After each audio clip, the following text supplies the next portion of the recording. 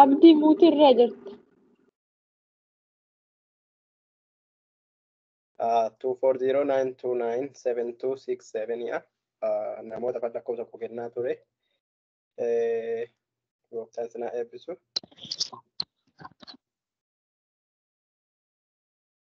Ammas irra deebi'ee +1 240-929-7267 ida'uu tokko 240-929-7267.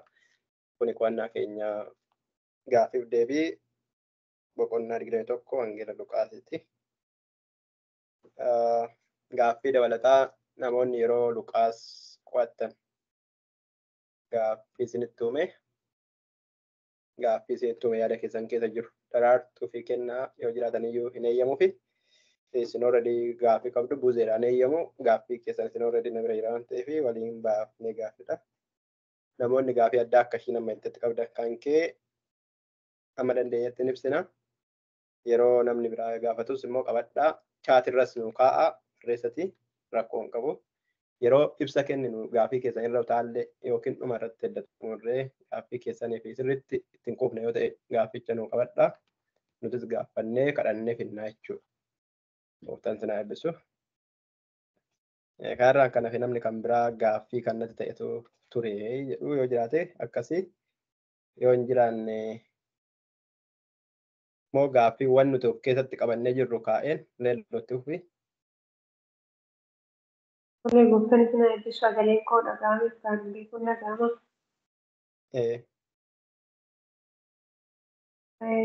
Luqaas boqonnaa 21 irratti lakkoofsa 1-4 kan jiru kana sirriitti naaf hin galle maaliif dubbate kan jedhu gaafiin koo isa kana jechuudha 1-4. Haa ta'u. Gooftaan sinaa eebbisu. Okay. Gaaffiiwwan nuti of biraa qabnu isinitti himetan sana booda isarratti hundoofnee nuti gaaffii filannoos qabnaa bakka duwwaas qabnaa dhugaa sobaa waan garaagaraa qabnaa garuu achi keessaa gaaffiiwwan namoonni dorgoman hin jiran jedhee waan yaadeef dorgomuun isiniin mijata yoo ta'e garuu gaaffiiwwan isiniin kennaa isintu ibsatti kennaa isin wal dorgomsiisee dhuma irratti boqonnaa 24 irratti xumuraa jechuudha. Hin ta'u yoo ta'e garuu gaaffiiwwan nu bira jiruun isitti himaa gaaffiiwwan sanarraa adda yoo ta'e hin qabaattu yoo adda hin taane immoo ofum biratti qabdu nuti hundumtuu dandeenyetti ibsatti kennaa deemnaa jechuudha wal harkaa qabnee. Okay. Namni kan biraa gaaffii kan biraa qabu yoo jiraate kan kee fudhadheeraa tokko amma fudhatteen tukkaate waan ta'eef. Eebbifame.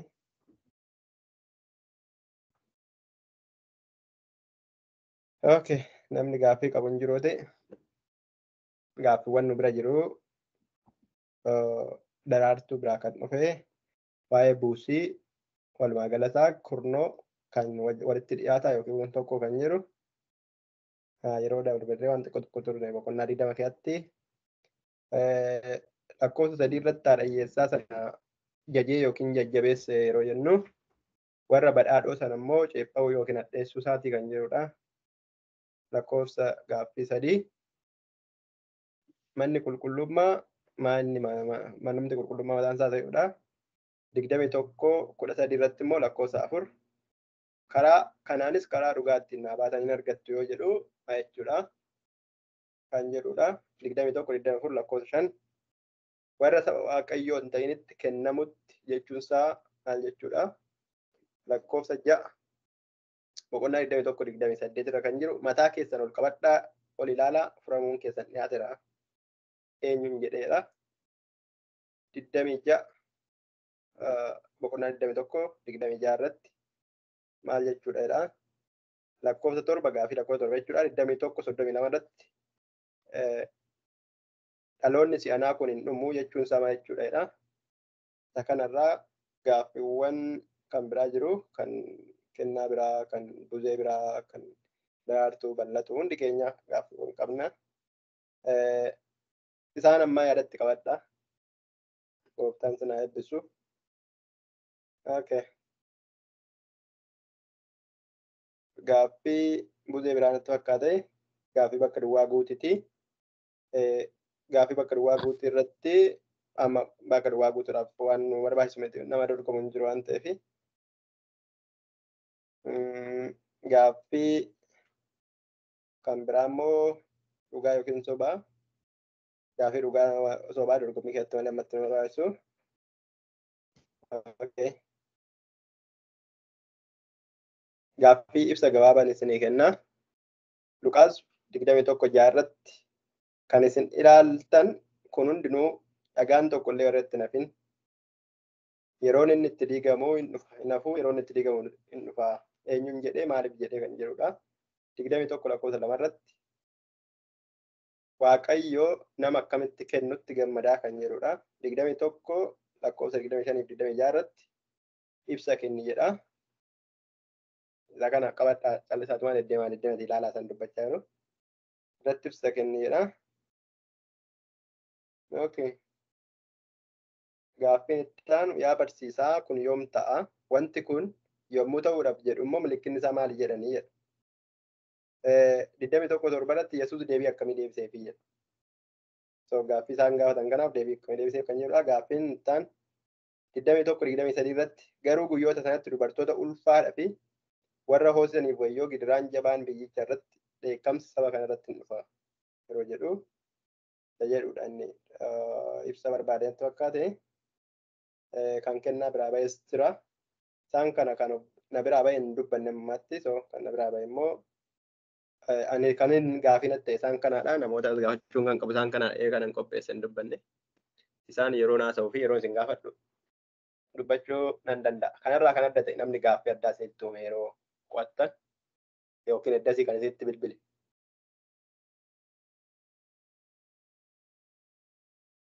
Macaafa qulqulluu gaaffii namoo deebisaa baay'atee akkanatti. Gaaffii isaa baay'ate. Gaaffiitti baay'ataa. Macaafni qulqulluun guuteen guutuu faarfataa ture akkas. Okay. Nagaa isiniif haa ta'u daraartuu fi bal'atuu nan argaa jira. Hojjettoota amanamoo nana eewni tokko kennaadhayyuu. Isaanidha warra gaaffii deebii na wajjin qopheessaa turanii kanaaf akka ta'e gooftaan isaan haa eebbisu. Okay. Tokko tokkorraa kaanaa irbataa irra fita hin bennu boruun isin dhufne natti fakkaata boruu dhufe boruun.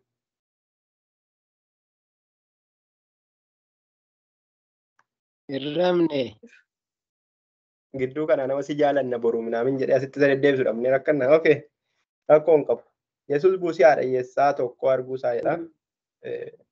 Yeroo darbe waan xiqqoo yeroo waa'ee qabeenya keenyatti wanta waaqayyoof ta'u immoo waaqayyoof kennaa jedhu akka nama foonii tokkotti jennee akka nama foodhaa keessaa baanee waa'ee qabeenya keenyaa waan tokko turre namoonni gaaf sana qabeenya harkaa hin qabne baay'een isaanii hin dhufne namoonni sun immoo har'a buusii buusu gaa. So asirratti buusii haadha hiyyeessatii yaada isaan isinitti himeetan kana booda immoo isin ibsatti kennitu. Buusiidha. Qodaan buusii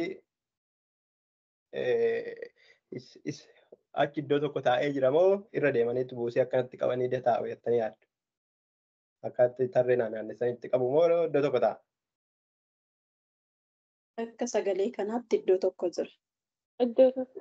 Yaa okay aayidiyaan isaa qodaan buusii iddoo sana jira Yesuus immoo wadhuma fudhatee dhaqee qodaa buusii bira taa'ee meequma kenniti jarri kun jedhee namoonni hiriiranii kottaa gaama yeroon isaa yeroo kennaatiin naa'anii akkana ba'anii namoonni asii 50 galluqqisanii asii 100 galluqqisanii birrii ishii dugda duuba jirtu ishii keessaa galluqqisanii kennanii kan akkana gogochaa kennu ta'uu danda'a kennanii namni jedhanii in arga jechuun in arga waan ta'eef in argee jedha meeqa akka kennan already hin beekaa jechuudha.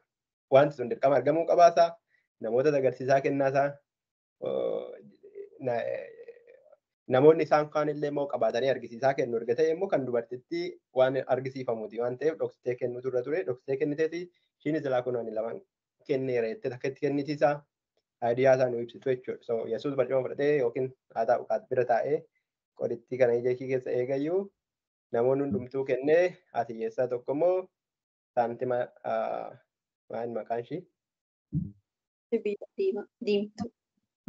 Saantima diddiimtuu yookiin koopparii waan taatu waan akka saantima ishee amma saantima tokkoo kana nu biratti saantimni tokko waan akka diimtuu koopparii fakkaattudha. Akka shiboo elektiriikii jechuudha gamma karoora bifti ishii keessa ishiiti. Waan akkasii lamaan ishii fuutee keessa buufteedha.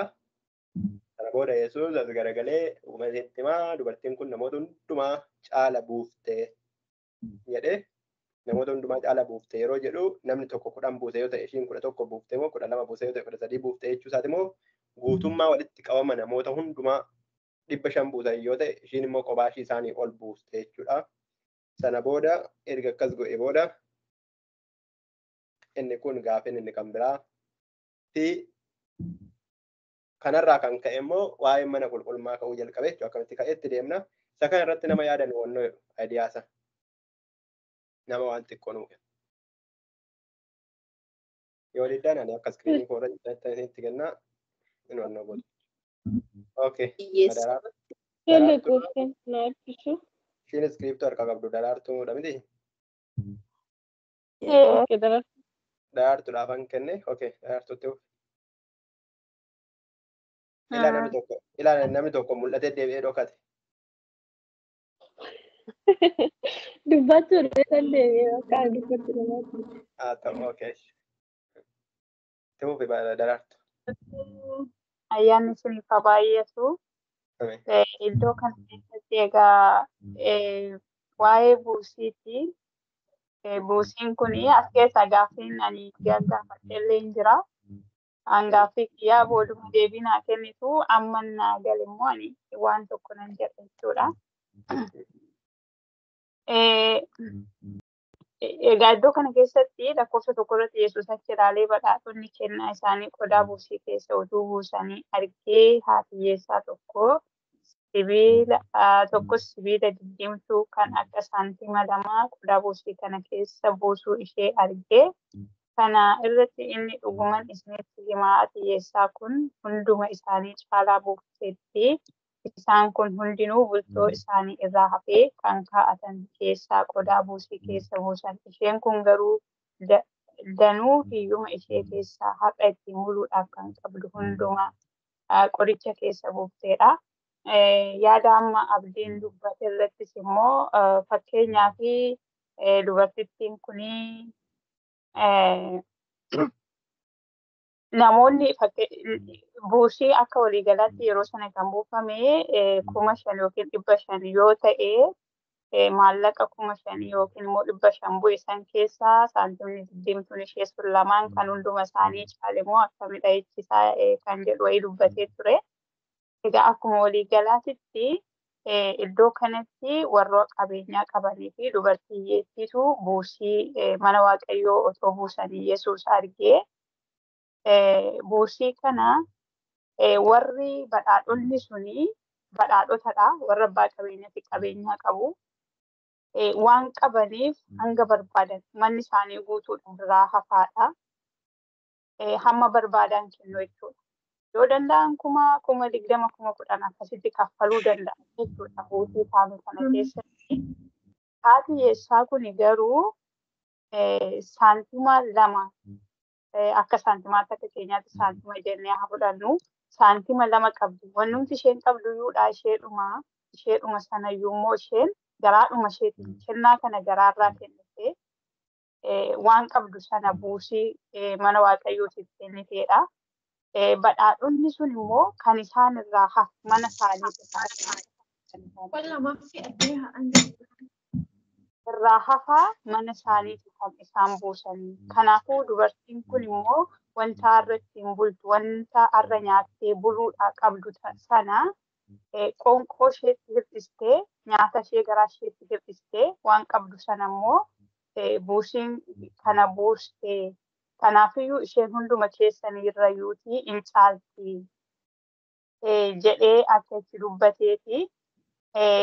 Yaada isaa obboleessi keenya abdiin kaasa irratti immoo baay'ina akka waliigalaa baay'ina namni amma fakkeenya buusii guyyaa sana buufame 5,000 yoo ta'e maallaqa 5,000 san otoo hin taane kan ishiin caalmaa isaa ittiin ibse Yesuusii amma fakkeenyaa fi as nu keessa nu jidduu haati hiyyeessaa tokko hin jirti.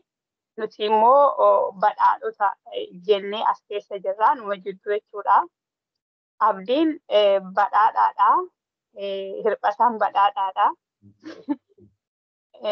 isaan abdii mataa isaatti 1,000 haa kennu, hirphisaan 1,000 haa kennu. Akka mataa isaaniitiin buusii mataa isaaniitiin buusa sana hunduma isaanii caalayyuutii akka isheen hirphisaa caalayyuutii inni 1,000 kan buuse abdii caalayyuutii 1,000 kan buuse isaan caalaa isheen saantima lamaan sana kan buuste caaltee argamte malee akka walii galaatti tootaalii buusii guyyaa sana buufameenti jedhee sana yaada.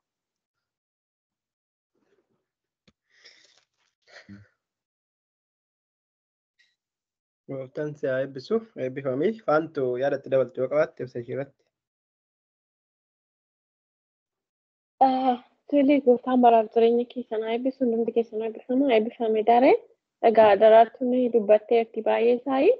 Egaa waa'ee dubartii haadha hiyyeessaa kana gooftaa Yesuus Kiristoos kutaa kanatti kan dubbatee fi isheen warri suni waan qabanirraa qabaataa isaanirraa kennanii isheen garuu osoo hin qabaatin duuba kiyyaa qaba kan hin jenne tokko kaasee kenniti jechuudha.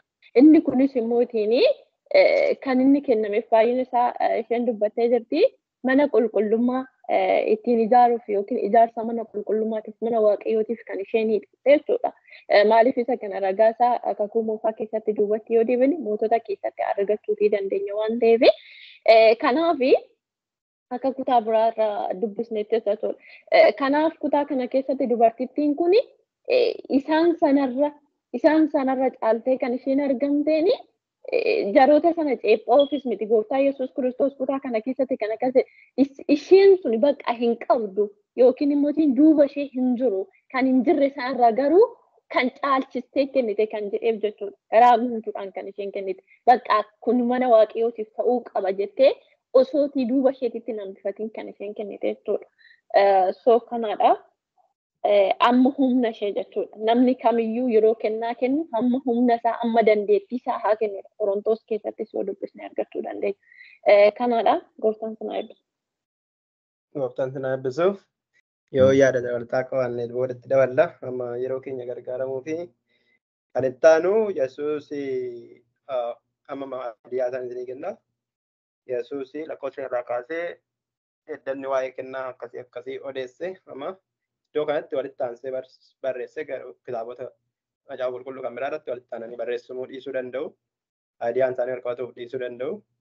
Garuu iddoo kanatti waa'ee kennaati aadiyaa isaa ilaalaa. Yesuus kennaa namoota ilaalaa ture. Sana booda kennaa namoota ilaaletu namoonni baay'ee kennan jiru. Dubartittiin xinnoo kennite jirti. Sana booda gara biraatti achi ba'anii mana qulqullummaatti ba'anii daandiirra otoo deemanuu akka itti manicha ilaalanii bartoonni akkas jedhanii fakkaata. Argitee isatti qarshii eebeluu ishii xinnoo sanatu eebeluu caalaa kenne jettee yaaddu namoota gurguddoo kennan kanaan faayidaa isaatiin dhufe namoota gurguddoo kennan kanaan birrii amma kanaatiin manni kun akkanatti bareedee akkana ta'e malee cal jedheetu saantima 2 sana qofaanii miti. Argitee manni kun akkam akka inni bareedu mana qulqullummaa ilaalaa Salamoon ijaare ture. Isa Salamoon ijaare manni kun.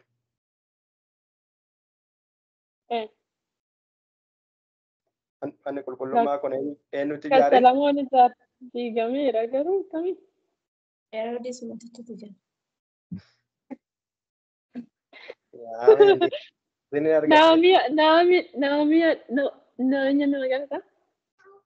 Deebisee dhalaa Yerusaalemiin kan ijaare Noomiyaadha malee. Neemiyaadha mana yaani. Neemiyaa.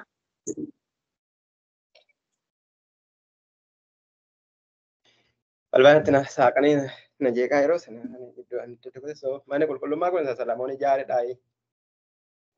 Manni qulqullummaa maalii jedha abbaan ta'an ta'e jechuudha. Moo mana sagadaati kun. Haa ta'u egaa mana qulqullummaati baay'ee miidhagfamee bareedee jira. Kun immoo miidhagfamee bareedee kan jiru horii namoonni kennan kanaanidha jedhameetu itti himame Yesuusitti. Yesuus kan inni jaje garuu dubartittii ishii 2 ishii xinnoo kenniteedha. Ishii xinnoon kennite sanaan immoo wannoon lamaan sun amma mana qulqullummaa ijaarte jettanii yaaddu wannoon lamaan sun.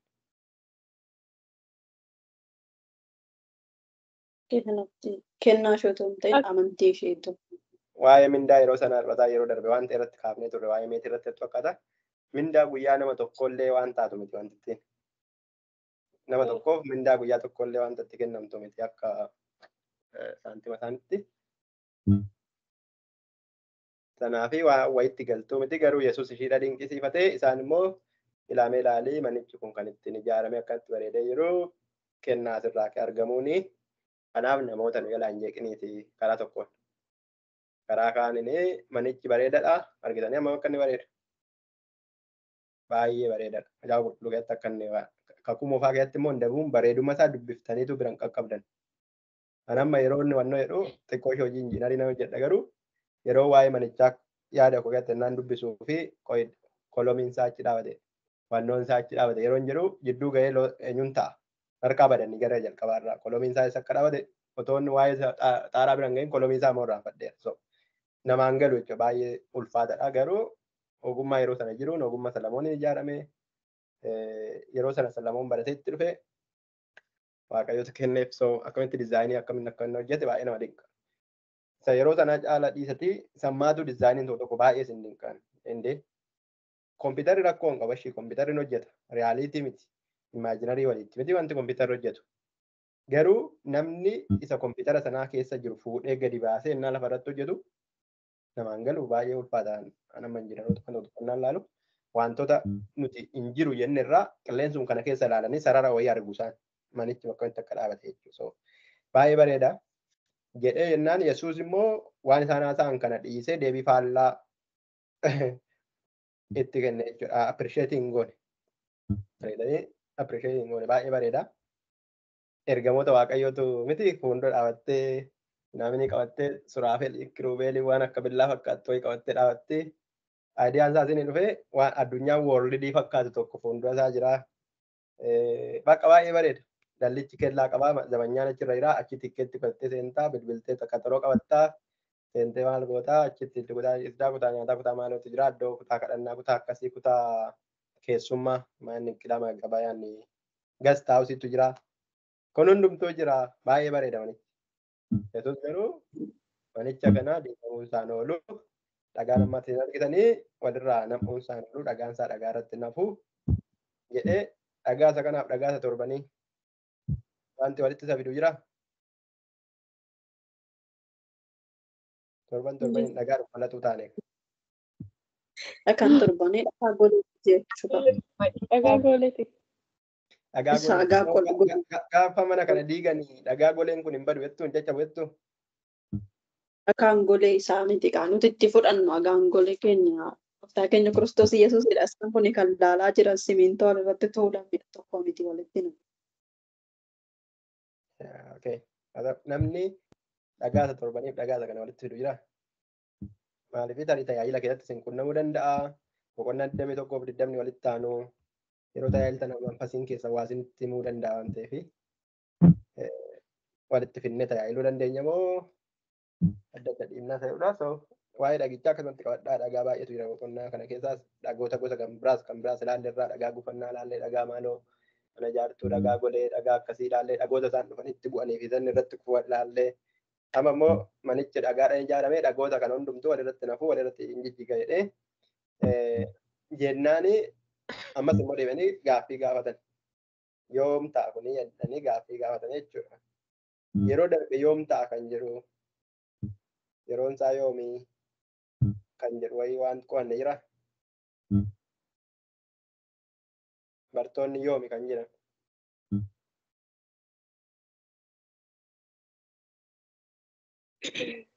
Waa'ee goggocorrootaa beektu goggocorroon iddoo jiranii iddoo raqi jiru. Raqi jirutti wal ga'u. Amma deemee eessatti nu fidaa jira jechuudha. Achi nu geessaa. Ammas immoo waa'ee mootummaa waaqeetti nu geessaniti wantichi. So ammas egaa waa'ee mootummaa waaqayyoo waan ta'eef nuti dinneetuma bira darbina jechuudha. Waa'ee mootummaa waaqayyoo si'a meeqa arguu keenya tilmaaman mee namni yaadatu jira iddoo isaa si'a meeqa arguu keenya dubarfaas jammarree ammas waa'ee mootummaa waaqayyoo barachuu jalqabnee gubbaa isaa tuqnee irra darbinee yeroo biraa baranna kan jechaa irra darbine. Boqonnaa 15 irratti akkana fetti bootaa sadii. Isa kana wajjin boqonnaaf tiksiisaa rakkoo hin qabu jechoota isaa yoo dandeessan. Fakkeenyaaf waa'ee hojjettoota dammaqoo. Bootaatti ijoollonni gara koo dhiisinaa jedhuttis. Okay, ijoollonni gara koo dhufan hin dhowwinaa mootummaa waaqayyoo akka isaaniitiif kan jedhu. Tokko Okay, waa'ee meetii hin jiru? ilma abdeegalii meetii barbaacha. Ishee meetii ishee jalaa badeetti. Okay, kan biraa. Waa'ee warra. Du'aa ka'u. Okay, waa'ee du'aa ka'u. Okay, kan biraa. Waa'ee ilma abbaa namicha imaltuu deeme mootummaa fudhachuu biyya biraa deeme. Mootummaa isaa fudhachuu dhaqee isaan immoo amma inni dhufutti akkas godhanii okay. Mootummaa isaa fudhatee dhufee isaan baballeessee. Argitanii dhukaas qofa keessatti yoo xiqqaatan mana yaadachuu dandeenya jechuudha. So ammas deebi'ee kan nutti dhufe waa'ee kanaati. Mallattoo isaa hin qonne yeroo darbe mallattoon isaa akkana ta'a akkana ta'a akkana ta'a akkana ta'a. Mallattoo isaatii wanti qonne jira.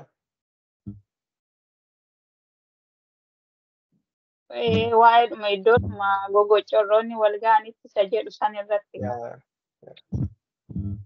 Akkas ta'a akkana ta'a baay'eedha jechuudha. Walumaa gala dhaban qabu. So waa'ee mootummaa waaqayyoo qo'achuu barbaanne isaan kan hundumaa guyyaa tokko gara tokkotti finnee kanaaf hin jedhe qo'achuu barbaaddu beekuu barbaaddu taanaan lukkisii macaafa qulqulluu walitti guuru amma dandeenyetti. Kanaaf inni waa'ee mana qulqullummaa gaafachaa jiru hin diigamaa jedheeni isaan bareeduma isaa ajaa'ibsifachaa waaw baay'ee bareedaadha dhugumayyuu namoota birrii baay'ee kennan sana galateeffachuun narra ture isaan tokkotti bareechee ijaare jechuu kan qabu inni immoo hin diigamaa. Amma diigamuu mana qulqullummaa Yesuus gammachiisa jettanii yaaddu garuu hin diigamaa. Yeroo darbe waa'ee adabbii irratti waan ta'e irratti kaafnee turre. Nu adaba garuu hin ho'aa jedhe. Waan akkasii yaadattanii turte jechicha maalirratti akka hin beeku waaqayyo nu adabaa yeroo nu adabu garuu ho'atu nu adabaa bakka gaddaa maalan sii godharee akka waan jechuuti jechuudha bakka dirqama adabuu qaba. Adabuu waan qabu garuu waan jibbeef otoo hin ta'in waan ho'aa adaba jechuudha. Ho'aa situu irra darbe waan ta'eef situu eeguu dide waan ta'eef jaalalaan situu dadhabe waan ta'eeftu ho'aa garuu hin adabaa. Ho'anis guutuu maalodha firdii anis guutuu jechuudha. Kanaaf yoo rukutuu baate firdii hin qabu waan ta'eef waaqa dhugaa hin jennu. Hin sobinii yoo sobde akkana taataa yoo nuun jedhee akka nuti sobnu hin barbaadu akka hin sobne nu gargaara.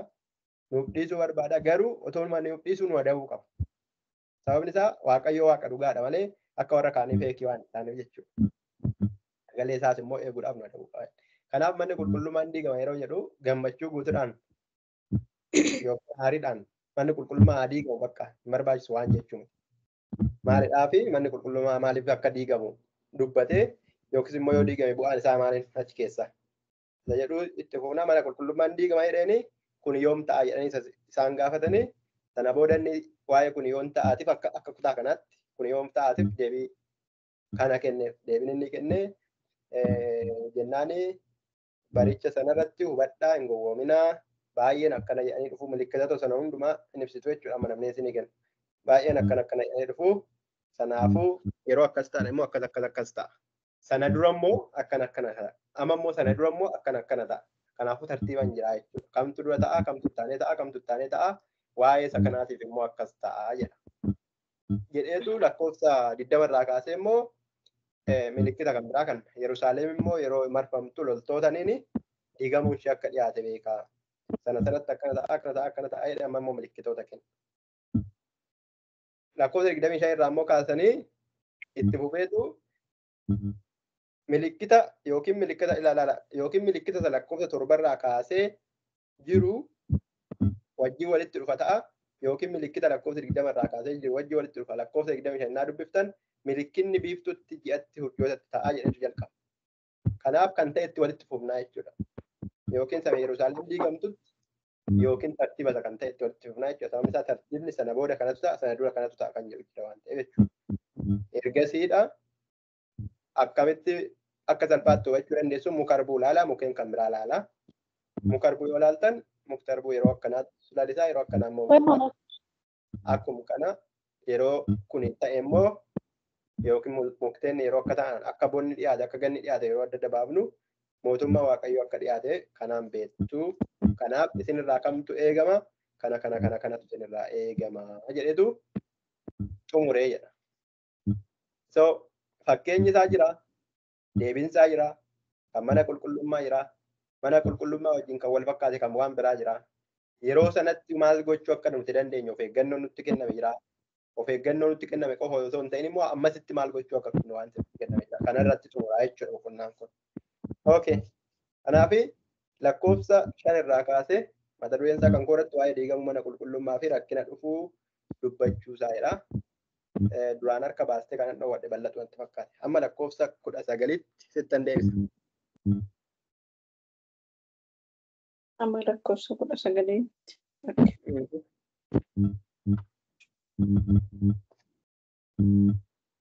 Waaqayyo sinaa eebbisu. Bakkee kanatti abdiin samarii isaa hunduma isaa nuuf ta'e. Waa isaan dubbatanii fi waa isaan gaafatan hunduma isaa ta'u. Mata duree isaa waan biratti Yesuus waa'ee diigamuu mana qulqullummaa fi rakkina dhufuuf jiru isaa jedha. Ani jecha ijoo isaa godhee nan dubbadhe bakkee kanatti. Kan hin taane keessaa kan waa'ee gaaffii miidhagaa.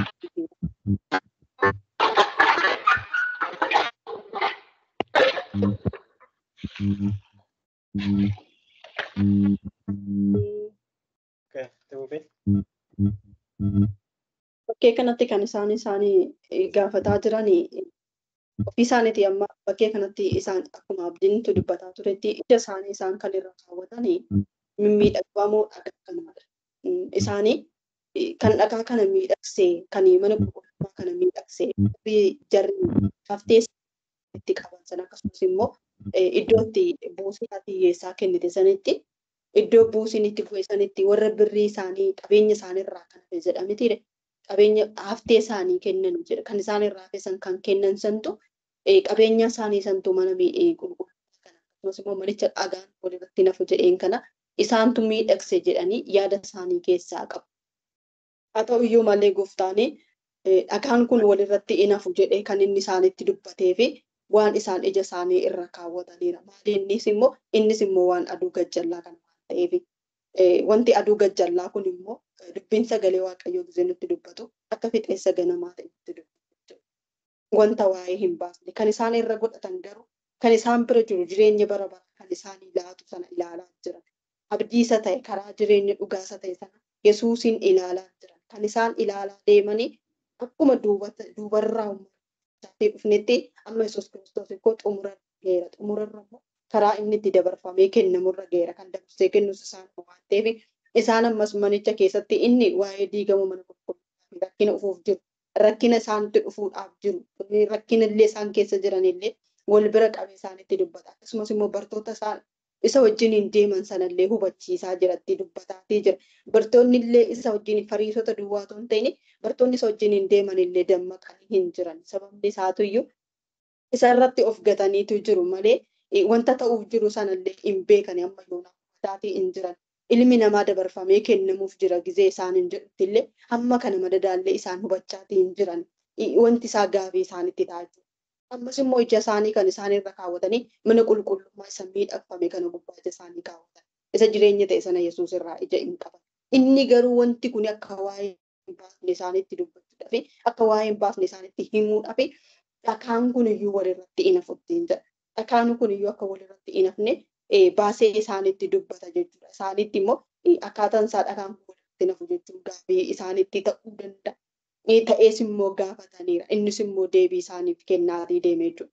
Isaan immoo yaa barsiisaa jedhan kun immoo yoom ta'a jedhanii isa gaafatan. Inni kun immoo kan ta'uun hundumti isaatuyyuu yeroo xumuraatti jechuudha. Bakkee kanatti yeroo lama hundumarratti yoo ta'u baateeyyuu bakkee kanatti kan ta'e manni qulqullummaa isaa kan walitti nafne dhumarra isaarras irra gahaatiin adeemna. Gooftaan keenya Kiristoos Yesuus gaafa harka fariisota sanitti dabarfamee kennamu gaafa dabarsanii kennan sanii dubbiin sagalee waaqayyoo awwaala keessa warri du'an awwaala keessaa hin ka'aa jedha. Akkasumas golgaan mana qulqulluu in tarsa'ee jedha.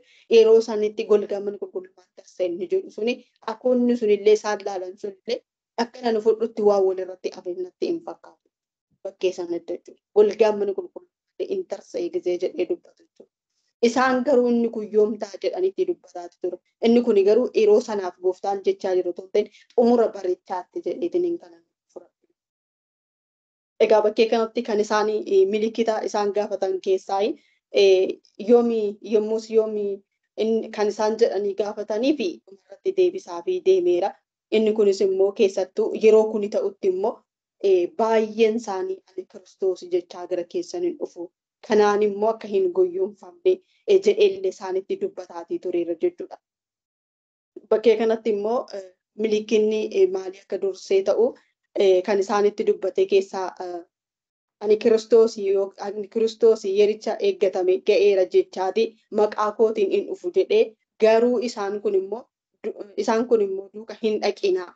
Yeroo isaan akkas isiniin jedhanitti namoonni baay'een akkana jedheera jedhanii bara dhumaatu qaqqabe jedhanii dubbatu. Garuu kun isa dubbatame sana namoonni waan of keessaa qabaniif raawwachiisuu kan raawwachuuf deemaa jiru fakkaata. Yerichi isaa garuu ammayyuu ganaadha jechuudha. Yeroo sanitti ani Kiristoos jechaati maqaa kootiin hin dhufu. Kanaafiyyuu isin immoo hin goyyomfamina. Kiristoos isa abdachiifame jecha baay'een isaanii garaa keessan gizee dhufanii isin immoo hin goyyomfamina jedhee gaarii godheellee isaanitti yeroo dubbatu hin argina. Kan bakkee kanatti hin goyyomfamina kan jedhu suni ana fakkaatanii gara keessan yeeyyiin gara keessan dhufee akkasin butatee hin deemne jedhee isaanillee hubachiisaatii jira jechuudha. Kana irratti immoo ammasii lolaa fi raafamuun biyyaa yommuu dhageessanis immoo hin sodaatinaa jedha. Lolaa fi raafamuun biyyaa gizee dhufu amma sa'aatii amma keessa jiru kanatti raafamni addaa lolli addaa wanti tokko ka'eera jennaan bakka xumura biyyaatu ga'e akkasumas immoo xumura yerichaatu ga'e jedhanii namoonni baay'een kanaan illee fudhachuu danda'u. Isa gooftaan jedhetu raawwata isa gooftaan jedhetu ta'aa jira jedhanii raawwatu. Ammumayyuu garuu inni iyyuu ganaadha. Kuni garuu ciniinsuu guddaa jedha malee akka kana miti. Ciniinsuu guddaa raafamni biyya keessatti hin ta'a jedhee yeroo lollii fi raafamuun biyya yommuu dhageessan immoo isin kan immoo maal godhe hin sodaatinaa jedhee yeroo isaanitti dubbatu. Inni kun warra maal ta'e warra dubbisaa sana dhageessa duukaa jiru warra dubbisaa sana qabateessa duukaa jiruun isaan kanatti akka dubbataa jiru sagalee waaqayyoollee nu hubachiisa jechuudha. Akka sagaleetti. Kanaaf ammas immoo sochiin akkasumas immoo sochiinii fi immoo gurguddaan beelli dha'ichi biyya hundumaa keessatti immoo roobisiin ta'a jedheetti dubbata. Isaan kun hundumti isaanii gizee dhageessan gizee argitan kanaan immoo hin sodaatinaa isaan jedheera. Maaliif inni kun milikoonni gurguddoon kun ta'uun waan irra jiranidha jedheetti akeekkachiisetti dubbachaatii jira. Wanta ta'uun jiranidha jedhee kan isaanitti dubbachaatii jirudha jechuudha. Isin dubbattu kan hunda isaa keessaa dubbiseetiin hin dubbata. Ammas immoo fuula mootummaatti abbootii biyyaatti dabarsanii isin hin kennu jedha. Gizee sana immoo maal waan dubbattaniif hin yaaddina. Gizee maal godhan harka yeeyyiitti harka namootaatti dabarsanii gizee isin kennani waan isaan dabarsanii isin kennan sanaaf waan dubbattaniif hin yaaddina jedhee dubbata. Kana keessa yeroo isaan dabarsanii isin kennan sana yeroo sana keessa anaaf maal dhugaa ta'uun isiniif hin ta'a jedha. Isiniif hin danda'ama jedha. Yeroo isaan maal godhan dabarsanii harka namoota mana hidhaatti dabarsanii illee yeroo isin kennan yaa'ii mootummichaa fuuldurallee gizee isin dhaabbachiisanii kanaan anaaf dhugaa ba'uun illee akka isiniif mijatu hin ta'a. Maal jennee falmanna jettanis immoo hin yaaddinaa jedheellee dubbata. Sagalee isaa keessatti maal dubbanna iddoo baay'eetti bootaa kanatti 12 asuma 12 hin jira. Maatiyoos 18 irra hin jira. Fuula goofti fuula hamootaa sanas akkasumas immoo fuula mootummootaa bira yoo dhaqxanii maal jennee dubbanna jettanii isa kanaaf hin yaaddinaa jedha. Waan dubbachuu qabdan anuu akka ta'utti maal godha akka dubbattaniif isiniif nan kennaa jedha. Isin garuu kanaan yeroo isaan mana mootummichaa akkasumas immoo mooticha sanitti dabarsanii gaafa isin kennani waan dubbattan sana anuu nan beeka. Isin garuu kana keessa dhugaa ba'uun isiniif hin ta'a jedha. Kana irratti warri isinii horee yookaan immoo obboloonni anatti aantiin keessan fireenni keessan irra dabarsanii isin kennu jechoota ijoo maalinni bara xumuraa sanitti wanta ta'u sani isaanitti dubbachaati jedhe. Kuni garuu amma yoonayyuu isaaniif hin galle. Inni garuu wanta ta'umu san bakka dabarsanii isaan kennan sanatti illee dubbachuun kan isaaniif ta'u sana isaan dubbatanii hin taasisan sana irratti garuu akkuma sana irratti kan taasisan irratti immoo kana keessa anaaf illee dhugaa ba'uu hin dandeessu jedhee itti dubbata. Haa ta'uyyuu malee warri isaanii warri illee horee obboloonni aantiin keessan firri keessan illee dabarsanii isin hin kennu. Inni kun maalitti barasa xumuraa sanitti jechuudha. Firri keessan aantiin keessan dabarsanii isin hin kennu. Hundi anaaf jedhanii maal godhu isin hin jibbu garuu maal rifeensi mataa keessanii tokkoyyuu hin xiramu. Kana hundumtuu dabarsanii isin hin kennu. Kan hundumtuu dabarsanii harka jallootaatti harka hamootaatti dabarsanii hin kennu. Gooftaa keenya Kiristoos Yesuus dabarsanii kennaniira. Haa ta'uyyuu Yihudaanaaf malee baay'een isaanii du'atti dabarsanii gaaduudhaan kennuudhaan dabarsanii kennaniira. Haa ta'uyyuu malee bartoota yeroo Gooftaa keenya Kiristoos Yesuusin wajjin turan irratti illee erga Gooftaan keenya Kiristoos Yesuus ol fudhatame namoota baay'ee dabarsanii gara du'aatti kennan illee hin jiru. Dubbiin sagalee Waaqayyoos immoo nutti dubbata. Hedduu isaanii immoo gaarii hin beekna jechuudha. Kanaaf isa kana keessatti hin sodaatina. Kun hundumtuu maalitti barasa xumuraa sanitti bara xumuraa sanarratti kan inni ta'u dubbiin sagalee Waaqayyoo dheeressina of oolchaa jedhee nutti dubbata.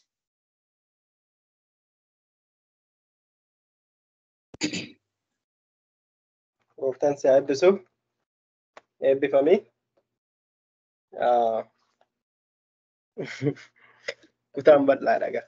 Kan si kennu waan ta'eef homaa sitti lakkaa'u.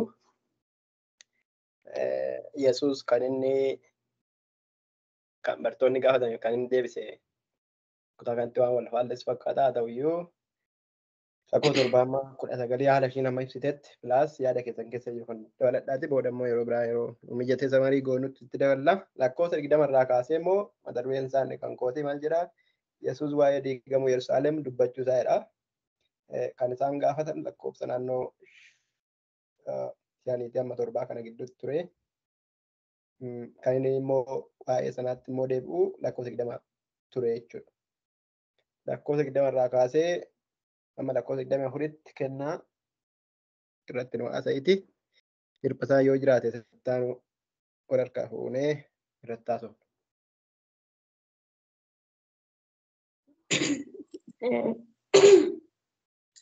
Tolee, gooftaan hunduma keessan eebbisu sagalee kiyya qabamu kan of galchitu lakkoofsa 20 hanga 25 kan jirudha.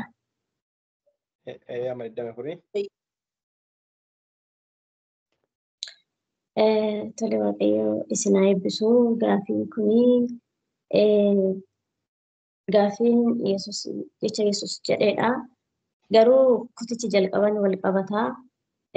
Dubartii deebiin danda'amu immoo lakkoofsuma naa kennamarraan dubbadha. Yaadni si deebisu jiraan nan deebi.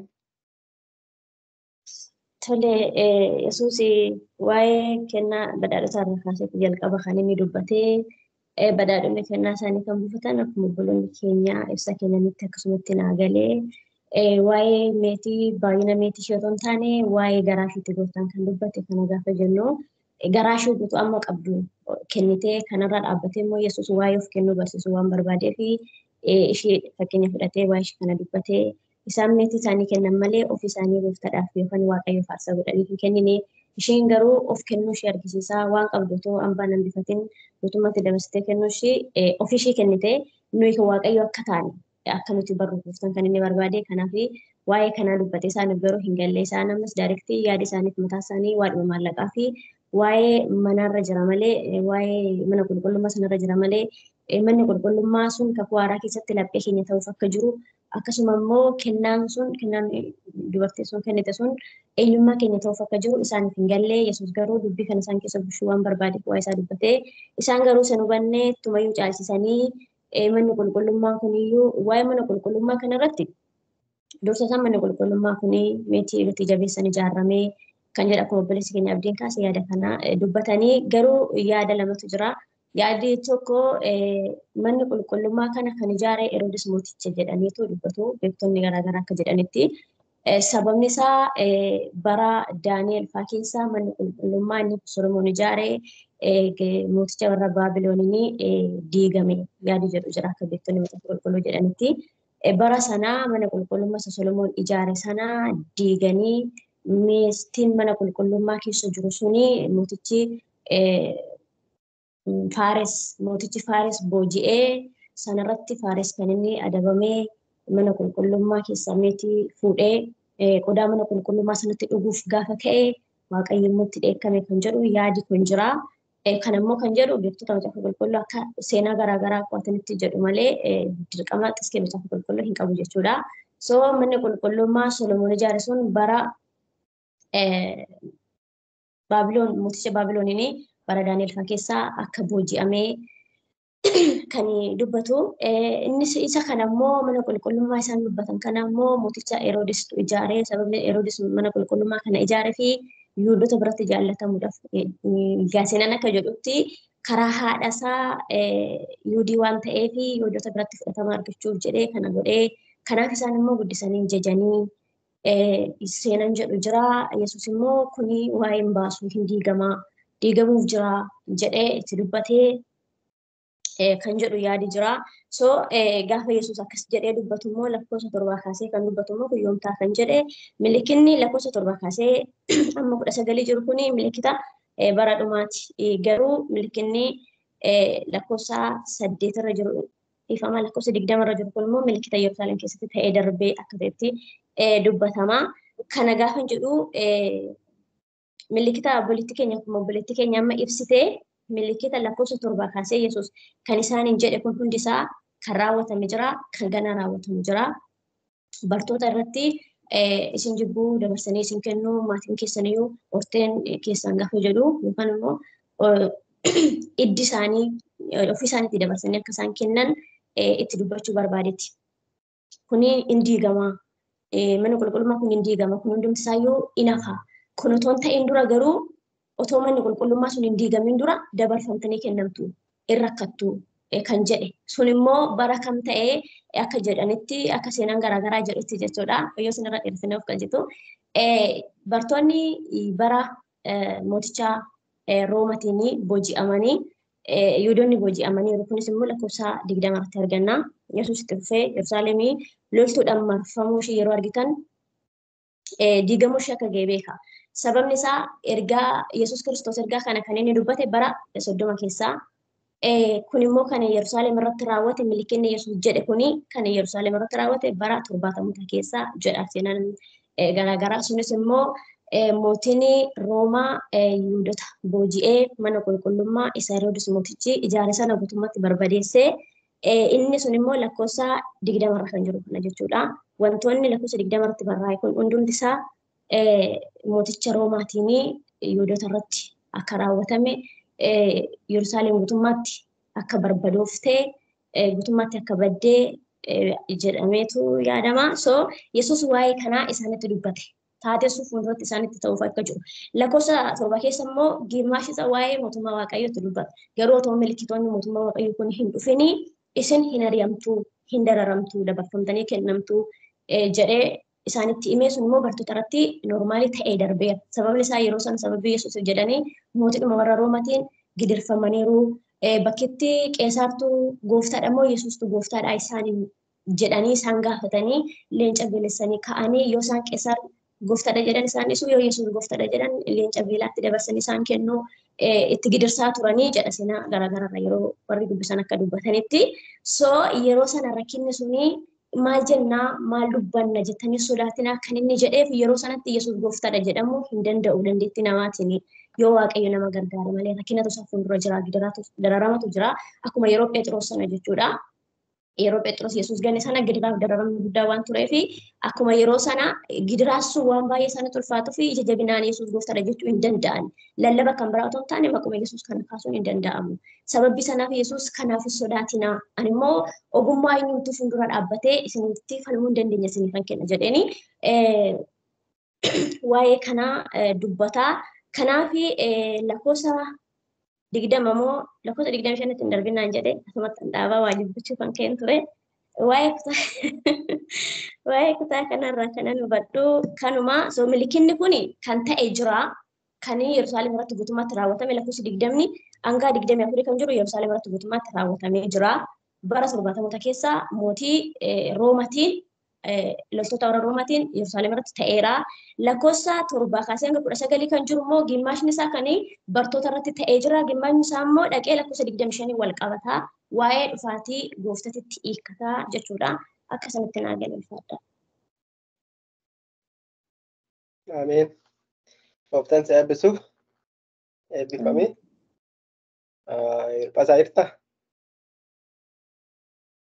Jira. Lafa geesse. Maal akkamitti lafa ga'uu tamiin dagate. Okay. Gooftaan si eebbisu. Okay. Iddoo kennaa itti dhaabdeef hafuura ishee irraa dhaabde irraa sitti abboome itti ceetee ooltee lakkoofsa 25 irraa kaasee immoo waa'ee dhufaatii ilma namaa yookiin immoo jedha kan koo darbeessa isa kennaa naasofte irratti milikkitoonni ta'an turanii milikkitoota ta'an sanatti immoo fufee maaltu ta'a sana booda immoo maaltu jira ergasii booda fakkeenya muka arbuu isa wajjin wal qabsiiftee yoo immoo dhumatti faantuttan deebisa. Qottoo malaa diisaa ruffaa 5 faantuttan deebisa.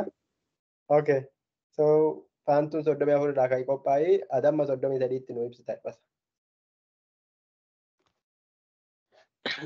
Tolee waaqayyo isin haa eebbisu. Yaaduma baay'ee namatti toludha. Gooftaan isin haa eebbisu. Kennaa eebbifamii. Namoonni kennaa dura nu ibsaa turtan illee eebbifama. Ta'ii mootummaa Roomaatiin Yerusaalem irratti ta'aa ture haasa'ame itti fufee gooftaa Yesuus immoo waa'ee dhufaatii isaati kan dubbatu deddeebi'ee egaa waa'ee dhufaatii ilma namaa Luqaasuma kana keessatti gara si'a arfaffaa moo gara si'a shanaffaati kan deddeebi'amee haasa'amaa jiru. Mata dureen numti isaa adda baheeyyuu waa'ee dhufaatii ilma namaa dubbachuu isaadha. Isuma faana wal qabsiiseetu waa'ee ta'ii Yerusaalemitti ta'ee ta'uu jiru dubbatee waa'ee dhufaatii isaa itti fufee milikkitoonni biiftuutti ji'atti urjootatti hin ta'a. Lafa irratti sabni hundinuu hin muddama. Uursaadhaa fi galaanaa kan akka isaatii dhaga'amee kan hin beekne irraa kan ka'es waan godhu wallaalaa. Kana jechuun yeroo dhufaatii ilma namaati milikkitoota inni agarsiisudha jechuudha. Yeroo Yesuus dhufuudhaaf ga'ee jala ga'ee milikkitoonni akkasiin dhufu. Namoonni immoo naasuudhaaf biyya lafaatti dhufu sodaatanii eeggachuurraan kan ka'e hin laafu. Humnoonni bantii waaqa keessaa raafamu yommuu ilmi namaa humnaa fi ulfina guddaadhaan duumessa keessatti dhufuuf hin jiru. Egaa kun hundinuu ta'uu yommuu jalqabu mataa keessan ol qabadhaa ol ilaasaa furamuun keessan dhiyaateera jedha. Kun egaa walumaa galatti gooftaa Yesuus deebi'ii gooftaa Yesuus biyya lafaatti deebi'uudhaaf jedhu milikkitoota isa dhumaati jechuudha. Milikkitoota isa dhumaati. Maaliif kan dubbate itti fufee maaliif dubbate kan jedhuuf immoo durumas immoo qo'achaa turre jechuudha. Qo'achaa turre jarri suni warri Yerusaalemii warri Yihuudotaa qalbii jijjiirrachuurraa dhiisanii yaada isaanii maalirra kaa'anii waanuma mul'atu fakkeenyaaf mana qulqullummaa isa mul'atu irra kaa'achaa turanii manni qulqullummaa kun inni amma isin abdattan kun hin jigaa. Garuu inni guddaan yaada garaa keessanii isa keessaa kana jijjiirradhaa. Isin jijjiirrattan taanaan badisa hin taane isinitti dhufa jedhee kan dubbachaa ture. Isa Yerusaalemitti ta'e wajjin wal qabsiisee waa'ee dhufaatii isaa dhiyaachuusaa dubbata. Kanaafidha gooftaa Yesuus kun hundinuu yommuu raawwatamu mataa keessan ol qabadhaa jechuun abdiidha inni kun. Ol ilaalaas furamuun keessan akka dhiyaate bara jedhee itti fufee fakkeenya muka arbuutiin isaaniin qabee ilaala jechuudha. Muka harbuu mukeetii hundumaarraa laalaadha. Lattuu damee isaanii ilaaltanii bonni akka dhiyaate hin hubattu. Akkasumas immoo kun hundinuu akka ta'u yommuu argitan mootummaa Waaqayyoo akka dhiyaate beekaa jedha. Muka harbuu jechuun fakkeenyaaf yeroo bonni dhiyaate baalli isaa maal akka ta'u. Baalli isaa harcaafate yoo ta'e yeroon kun yeroo bonaati. Sababa kanaan mukti harbuu baala harcaafate jettanii akkuma beektanii yeroo ilmi namaa itti dhufus mallattooonni akkasiin ta'u. Yeroo mallattooonni akkasii ta'an immoo ilmi namaa dhufee balbala akka ga'e beekaatii mataa keessan ol qabadha jedhee kan inni abdii kennudha jechuudha. Walumaa galatti waa'ee dhufaatii ilma namaati wal qabsiisee yookiis immoo diigamuu Yerusaalem irraa wal qabsiisee waa'ee dhufaatii isaa dubbachuuf caalaanumatti warra Yihuudootaa barsiisuudhaaf bartootaaf immoo abdii kennu isaan kana faana wal qabatan jedha. Ammaaf nagaa jedhee yaada.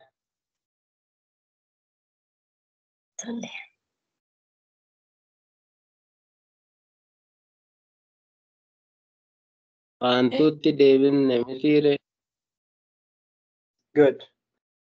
Gooftaan sabbisuuf wantu isatti fufu immoo yeroo kun ta'uu wanta akkasii ta'uu mataa keenya ol qabannaa akkas ta'a garuu ammasitti akkamitti jiraannaa ta'e dhututti fufee jira. Anwaanoo argate. Tole kaa gooftaan sinaa eebbisu amma iddoo jijjiirradhee jira. Kushiinaan jira. Nyaata hojjechaan jira waan ta'eef gooftaan sinaa eebbisuus dhaggeeffachaan ture. Yaanni Waaqayyoo isiniif haa baay'atu. Egaa kutaa kana akkuma na hubadhetti obboloonni keenya illee kan hubatanii waa lamatu kutaa kana keessa jira. Waa'ee dhufaatii gooftaa keenya Yesuus Kiristoos waa'ee ta'iiwwan gara fuulduraatti ta'uu fi bartoonni immoo gara fuulduraatti maaltu akka isaan mudatan akkuma dubbatu. Kutaa kana keessatti immoo Yesuus yommuu gadi dhiisitti jiraachuun machiin yaaddoon jireenyatti yaada garaa keessaniitti ba'aa fida. Akka kiyyoon bineensa qabutti guyyichi sun dhiingata akka isinirra hin baanetti of eeggadhaa jedhee kutaa kana keessatti egaa yeroo itti bartoota of eeggachiisudha jedhee yaada. Maaliif gara holiitti akkuma dubbate waa'ee dhufaatii gooftaa keenya Yesuus Kiristoos hin dubbateera. Dhufaatii gooftaa keenya Yesuus Kiristoos sanatti immoo qabee kan inni dubbate warroota Yihuudoota sana barsiisuudhaaf jedhee ta'ii yeroo sana ta'uudhaaf jirus dubbachaati jira. Akkasuma immoo dabalata waa'uma dhufaatii gooftaa keenya Yesuus Kiristoos deebi'ee dhufuu isa lammaffaati. Namni kamiyyuu of eeggachuu akka qabu, dammaquu akka qabu, karaa jireenya gadhiisitti baay'een hin jiraata. Akkasumas immoo ba'aa ulfaatan hin ta'a kiyyootti akka diingataa isinirratti akka hin buuneef kan inni jedhu. Akkasuma immoo namoonni guutummaa biyya lafaarra jiraatan hundinuu hin ba'oo yeroo hundumaa dammaqaa wanti ta'u kun hundinuu jalaa bahuudhaa fi ilma namaa duras dhaabbachuudhaa fi humna akka argattaniif kadhadhaa jedha. Deebi'ee dhufuu gooftaa keenya Yesuus Kiristoos fuulduratti ija jabina akka argannuuf humna immoo akka argannuuf yeroo sanatti maal akka gochuu qaban isaanitti dubbataa jiru. Cimanii akka isaan dhaabbachuu qaban yeroo hundumaa dammaquu akka qaban. Egaa gooftaa Yesuus Kiristoos yeroo baay'ee dammaqaa kan jedhu kanan duras qo'achaa turre dammaquu akka qaban of eeggachuu akka qaban yeroo hundumaayyuu akka isaan qophaa'oo ta'aniitu argaman bartoota isaatitti dubbachaa ture jechuudha. Ammas immoo kutaa kana keessatti bakka ta'ii ta'uu kanaaf of eeggachuu akka qaban akka isaan dammaquu qaban itti dubbata. Gadi lakkoofsa 37 irratti immoo Yesuus guyyaa mana qulqullummaa keessatti barsiisa galgala immoo gara gaara ejersaatti ba'aa jira. Yesuus egaa yeroo baay'ee mana qulqullummaa keessatti yoo barsiise gara gaara ejersaa sana maaliif dhaqa? Yesuus kadhannaadhaaf dhaqa. Maaliif yeroo ammaa kun Yesuus Kiristoosii fi maalidha? Yeroo itti dhiyaatee jiru waan ta'eef yeroo kadhannaati. Yeroo bartoonni illee akka isa wajjin dammaqanii kadhatan itti barsiisuudhaaf akka isaan of eeggatan yeroo hundumaayyuu dammaqaa jira. Fuuldurattis gana wanta qo'annu waan ta'eef jechuudha. Kanaaf kutaa kana keessatti inni ofii isaatii barsiisa isaa erga xumuree booddee gaara ejersaa irratti ol ba'a. Gaara ejersaa irratti ol ba'uun sun immoo jala ga'eera dhiphinni isaa yookiin immoo dabarfamee kennamuun isaa waan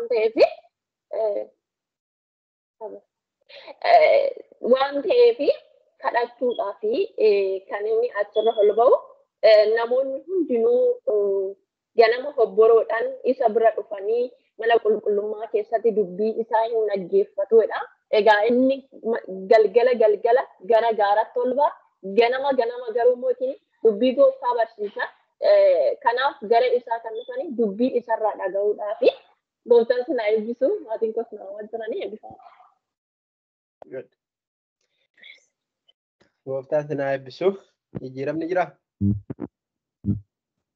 Amma jalqabannaa dhufnee teenyuudha immoo jijjiiramni jira.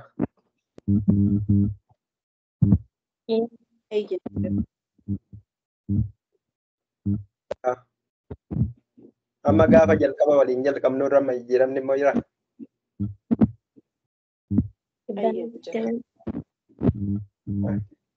Akkatti uummanni ibsu minaamini kan argitan midhaan akkaataa uummanni itti ibsaa jiru yoo argitan namni gaafa jalqabnu amma kana konfiidensii argatee ibsu hin turre. Namni hundumtuu isa achirratti barreeffame dubbateet kana booda konfiidensii waan hin qabnee fi bakka isa kaan immoo siniifan dhiisaa minaamini jedhee gaaffii qabu gaggaafatee deebi'ee deema malee namni jajabaatee kun akkasatti fakkaata kun akkasii jedhee haasa'u hin jiru. Ani isin taasisan hundumti isaa baay'ee bareedaa fi baay'ee nama liqeeffama. Ani immoo aayidiyaa jeeneraalii isaan isinii kenne duraanii fakkeenyaaf inni tokko sadarkaa wajjin inni kaan sadarkaa wajjin akkamitti akka wal qabatu diteelii ibsa isaa guutummaatti isinii kennuudhaaf yeroo hin qabnu garuu yaada keenya keessatti akka hafuuf jeeneraalii aayidiyaa isaan isinii kenna.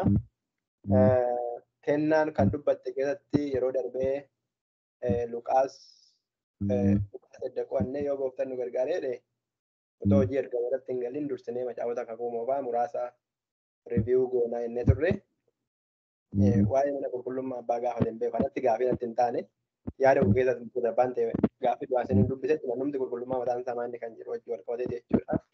So manni qulqullummaa kuni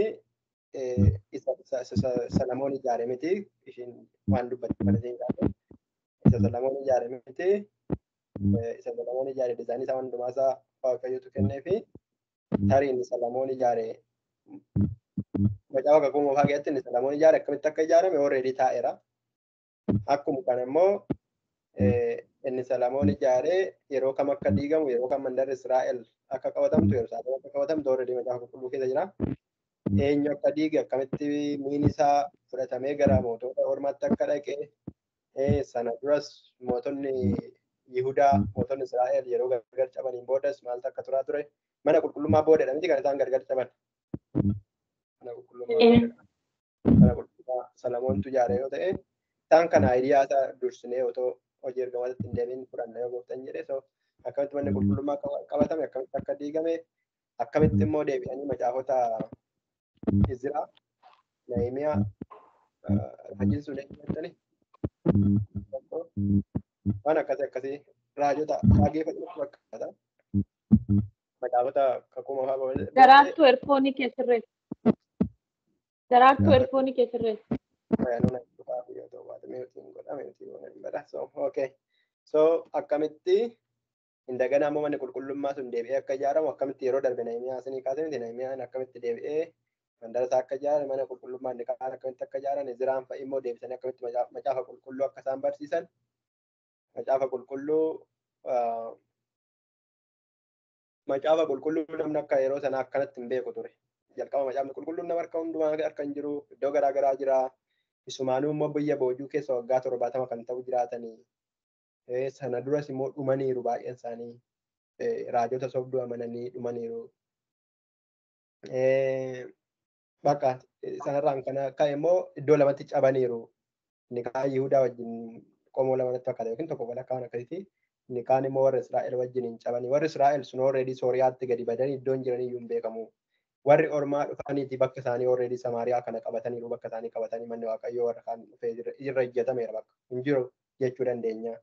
Waggoota 70 amma kana ta'uuf namni Waaqayyo irraa fagaatee waaqeffannaa dhiisee tajaajila dhiisee erga jedhee booddee hamma kana muluu deebi'ee waggaa 70 booddee iddootti deebi'a jechuun baay'ee ulfaataa. So Izraan namoota sanaaf baay'inni isaanii kan inni hin jenne ol dhaabatanii muka kaa'anii fi akkasitti macaafa qulqulluu akka keenya baratu otoo hin ta'in cal jedhanii macaafa qulqulluu dubbisatu jechuudha.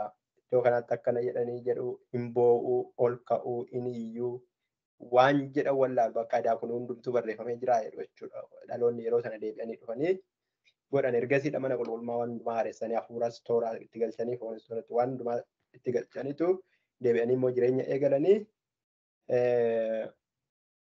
achi immoo asitti gara kakuu haaraatti jechuudha waa'ee gara Miikiyaas immoo Milkiyaas macaafni kakuun haara ittiin dhumu Milkiyaasatti fakkaate.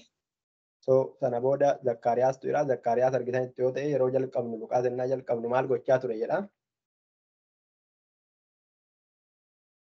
Zakkaariyaas aarsaa dhiyeessaa ture miti? Still hojiin mana qulqullummaa sanatti yeroo sana eegalee jidduudhaan barri amma ta'ee sun dukkana yoo ta'e mul'achuu didee seenaan barreeffamuu didee macaafni qulqulluun hin jiru hin mul'anne wanti hojiin kiristaanummaa yoo ta'e garuu kakuu haaratti dhuftanii yeroo biqqi jedhu namichi aarsaa dhiyeessaa ture. So hin jira jechuudha hojiin mana qulqullummaa jiraattu jechuudha. Yaada tokkoffaa Yesuus Kiristoos yeroo dhalate booddee mana qulqullummaa ture. Yesuus iyyuu mana qulqullummaa dhaqee achii booddee manni qulqullummaan inni sun inni diigame sun deebi'ee ijaarame stiil immoo ammas isa miti jechuudha. Ammas isa isaan deebisanii ijaaran sana miti. So gidduu kanatti waan ta'e hundumtuu jira. Macaafa qulqulluudha jira. Kan hin jirre akka ishiin jette jira. Kan hin jirre jira. Kan jiru baay'inaan jira. Amma dandeenyetti isa jiru kana mootii yeroo sanaa jirutu ture. Mootiin sun qajeeladha. Qajeelaa dhiisuu ta'uu danda'a. Yesuus ajjeesaa ture. Barbaadaa ture. Garuu wanti inni godhe wanti gaariin jijjiiraa jechuudha. Kanaaf warri Heroodidii warra kan Yihudootati. Warra kan Roomaa miti jechuudha. Warri kan Roomaa tootaalii jireenya addunyaa sanaa bulchuu. Warri immoo kan achi immoo isaanuma achi keessatti bulchuu jechuudha.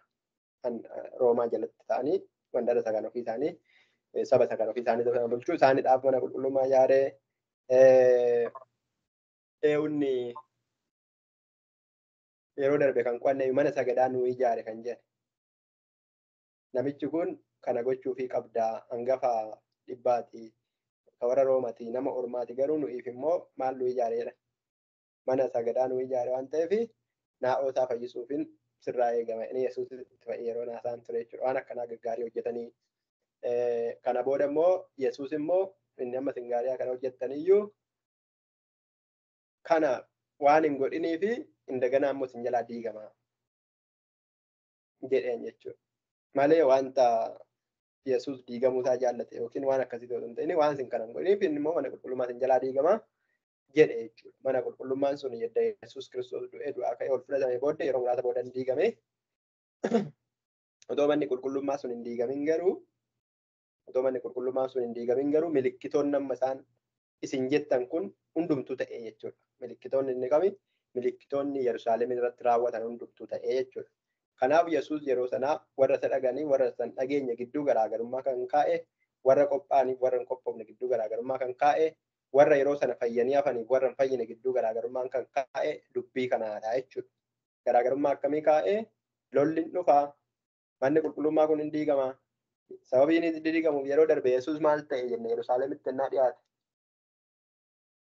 Hin boo'e. Maaliif boo'e? Simachuu dadhabuu. Simachuu dadhabuu ishiitii kan biraa maaltu itti dhufa jedha. Adaba. Sababii simachuu dadhabdeef sababii nagaa hin barbaanneef adabni ishiitti dhufu ammam guddaa akka ta'e waan isatti mul'achaa jiruuf hin boo'e. Adabbii isin jalaa dhufu isinitti dhufu kana jalaa bahuudhaaf silaa na beekuu qabdu na simachuu qabdu turtanii. Isin Yerusaalem jechuun maal jechuudha inni yeroo darbe? Nagaa. Na mandara nagaa yookiin nagaadha miti? Mandara nagaa taatanii maqaan keessan akka itti moggaafamee jiru garuu isin nagaa hin barbaanne kan nagaa isiniif ta'u hin barbaanne hin beekne. Sababii kana hin beekneef immoo gara fuulduraatti kan natti mul'achaa jiru badiisni guddaan jira. Badiisa guddaa sana keessaa inni tokko maalidha? Manni qulqullummaa isaanii diigamuu isaati. Mana qulqullummaan hin jiru taanaan Waaqayyo hin jiru akka isaanitti. Garri isaan itti garagalii waaqeffatan gara kam akka ta'e beektu? Waaqolii tolfamuu. Yeroo noormaalii jiran yeroo hafuura hin jiran iddoo biyya barbaadan keessa jiraatan gara maalitti garagalanii yoo kadhatan hin dhagamaaf jedhama Macaafni qulqulluun. Gara Yerusaalem. Gara bahaa Yerusaalemiif. Warri musliimaa garamitti kadhatanii garagalu. Garagalanii kadhatu. Gara baabee. Liqa miti. Moo baay'ee Gara makkaati. Gara makkaatti garagala. Gara kaabaa jechuu beektu. Haa ta'u garuu sabni Israa'el kun yeroo dhumallee adabamee biyya biraatti faca'u waaqayyo adabuun dhiisu isaan yakkuun dhiisanii otuma jaallatu adabee bakka balleessa fuula koo dura deemaa nanaarsina jedhee deemsisa. Yeroo isaan deeman garuu iddoo dhuman taa'an sana taa'anii gara mana qulqullummaa yaadanii gara mana qulqullummaatti garagalanii yoo kadhatan kadhata isaanii maal godhaaf ture? Hin jiru kun barreeffamee macaafa keessan keessatti. Daani'el yeroo kadhateeyyuu Foddaa isaa garamitti banate? gara Yerusaalemitti namsire foddaa isaa gubbaarraa Foddaa isaa gar ta'etti banateetu guyyaatti si'a sadii moo akkasii waaqayyo kunnatti kadhataa dhiyeeffata turedha. Kanaaf macaafa qulqulluu keessatti manni qulqullummaa isaanii salphaa miti. Manum qulqullummaa mannumti isaa jechuudha. Achi dhaqanii kadhachuun haafuuti achi dhaquu hin dandeenye yoo ta'e gara isaatti garagalanii kadhatanii maqaa isaa dhahanii kakatu. Maqaa waldaa jechuudha. Maqaa Yesuus hin ta'an maqaa qaala'ootiitiin jedhanii kakatu isaa. Yeroo kakatan mana qulqullummaatiin kakatu. Mana qulqullummaa bakka isa xumuraati jechuudha waan hundumtu. Mana qulqullummaa akka waaqayyootti dhalaalallu isaan. Garuu Yesuus gaafa dhufu Yesuus immoo mana qulqullummaa isaanii caalchifatan. mana qulqullummaa isaanii. Achitti garaagarummaan ta'e jechuudha. Malee mana qulqullummaa irraa rakkina hin qabu Yesuus hamaa miti. Isaan mana qulqullummaa isaanii gaafa inni diiguu jalqabe irraa kaasaniitu waan ta'u mana qulqullummaa keessatti hojjetaa turan hundumaa gaafa isaan jalaa balleessuudhaa kaase nagada isaanii dadda isaanii gaafa kaasu irraa kaasanii itti qabamuu jalqaban. Aangoon isa kana eeyyusii kennee jechuu jalqaban. Inni garuu mana qulqullummaa haaressee keessatti barsiisee keessatti mana sagadaa godhee mana kadhataa godhee gochuu barbaade. Isaan garuu hojii isaan mana qulqullummaa keessatti ittiin hojjetan jalaa waan balleesseef itti ka'uu eegalanii Yesuus garuu ofitti isaan qabuu barbaadee ture si'a akka maal inni qochoon ofitti qabdu jedha. Si'a ofitti qabuun barbaadee isin garuu anatti qabachuu hin barbaanne waan ta'eef bakka jedhee boo'ee jedha. Boo'uu ennaa jedhan boo'uudhuma isa boo'uuti. Akkasumatti imimmaan gadi buusanii wayyoo jedhanii boo'u jechuudha. Yesuus otoo rakkinni ittiin dhufin otoo rukutamin otoo qawwee fuuldura hin qabin otoo manni qulqullummaan diigamin boo'e. Sababii isaan manni qulqullummaa silaa hin diigamu ture. Isaan silaa rukutaman ture. Yerusaalem hin diigamtu hin qabamtu turte. Amma yeroo kana qo'annu Yerusaalem qabamtee moo qabamtee hin jirtu? Yeroo amma yeroo kana keessatti qabamteetti malee. kan nuyi sirriitti beeknu kan yeroo kamiiti kan nuyi baay'ee sirriitti beeknu. Kan yeroo kanaati kan. Bara darbeerraa kaastanii bara kana keessa bara 23 lolli guddaa miti hin jiru Filisxeemis kan jedhu. Warra Paalestiinii fi Israa'el gidduu lolli akka jiru. Mandara isa kana keessaa isinii isa kana keessaa nuun baatanii isin akka hin da'umu addunyaan isin hin beektu kaartaan qabdanii kaartaan kun kan mandara keenyati kan mootummaa keenya jalatti buluu qabdi lakki mandara ishiin kun kan keenya hin da'umu yeroo kana sirriitti beektu jechuudha. Qabatamaadhaan isa yeroo sanaa caala. So Yesuusi kan inni barsiisee isaan kan isaan gaafatan manni qulqullummaa yoom diigamaadha. Sanaan dura garuu waa'ee mana qulqullummaa diigamaa barsiisaan turre. Aayidiyaa isaa isinii fidaa. Sana dura waa'ee mana qulqullummaa diigamuu isaa isaan barsiisaan turre. Waa'ee maalii isaan barsiisaa ture? waa'ee of kennuu. Waa'ee kennaa badhaadha. Yeroo itti isaan mana daldalaa godhan keessaa gadi baasu. Okay. Amma milikkitoota mana qulqullummaa diigamuu fi milikkitoota maaliitu walitti hidhatee jira iddoo sana? Dhufaatii gooftaa keenya Yesuus. Hammata deebi'ee dhufuu gooftaa Yesuusitti. So kanaan dura yeroo hundumaa irra deddeebi'ee kan inni barsiisaa ture waa'ee mootummaa waaqayyooti kan afaan duraan isinii kaase. Yaadattanii? Irra deddeebi'ee sirriitti amma barsiisaa kan inni ture waa'ee mootummaa waaqayyooti. Sababii kanaatiif waa'ee mana qulqullummaa diigamuu yeroo isaan gaafatanii sammuu isaanii keessa kan jiru waa'ee maaliiti jechuudha. Waa'ee dhufaatii gooftaa Yesuusitti jechuudha. Bara dhumaatti immoo manni qulqullummaa akka diigamu hin beeku isaan. Dhagaa walirratti nafuu bara dhumaatti diigamaa isa jedhu sammuu keessaa qabu. Okay. Waa'ee dhufaatii gooftatii wanta hin jedhee waa'ee dhufaatii gooftatii waa'ee bara dhumaa sammuu isaanii keessa jira barataniiru Garuu Yesuus garaagarummaa kaa'uu barbaade. Garaagarummaa isaa yeroo gooftaan dhufuu fi garaagarummaa isaa yeroo manni qulqullummaa diigamu jechuudha. Yaadni isin dhufe? Kanaafuu kanaan dura isin barsiisaa ture isa yeroo manni sagadaa diigamu miti. Isa yeroo gooftaan dhufuuti, dhufaatii gooftaati, waa'ee bara dhumaati. Garuu amma immoo waa'ee mana qulqullummaa diigamuu isaa bifa kanaan akeekkadha. Yeroo manni qulqullummaa diigamuu ka'ee milikkitoota kanatu ta'a. Loltoota marfamti, lafatti gadi isin dabalu. Yeroo darbe kaafne irra miti milikkita isaa lafatti gadi isin dabalu, akkana isin godhu, nagaadha akkana isin ta'e waan hin beekne fi yeroon itti dinni akkaatti isin godhu dhufeera. Dhagaan koo walitti nafu kan jedhu hundumaa baranneera yeroo inni bo'eefsan. Amma irra hin ijjatamti isa jedhu kana dursanii mandarri Israa'el maaliin marfamti jedha.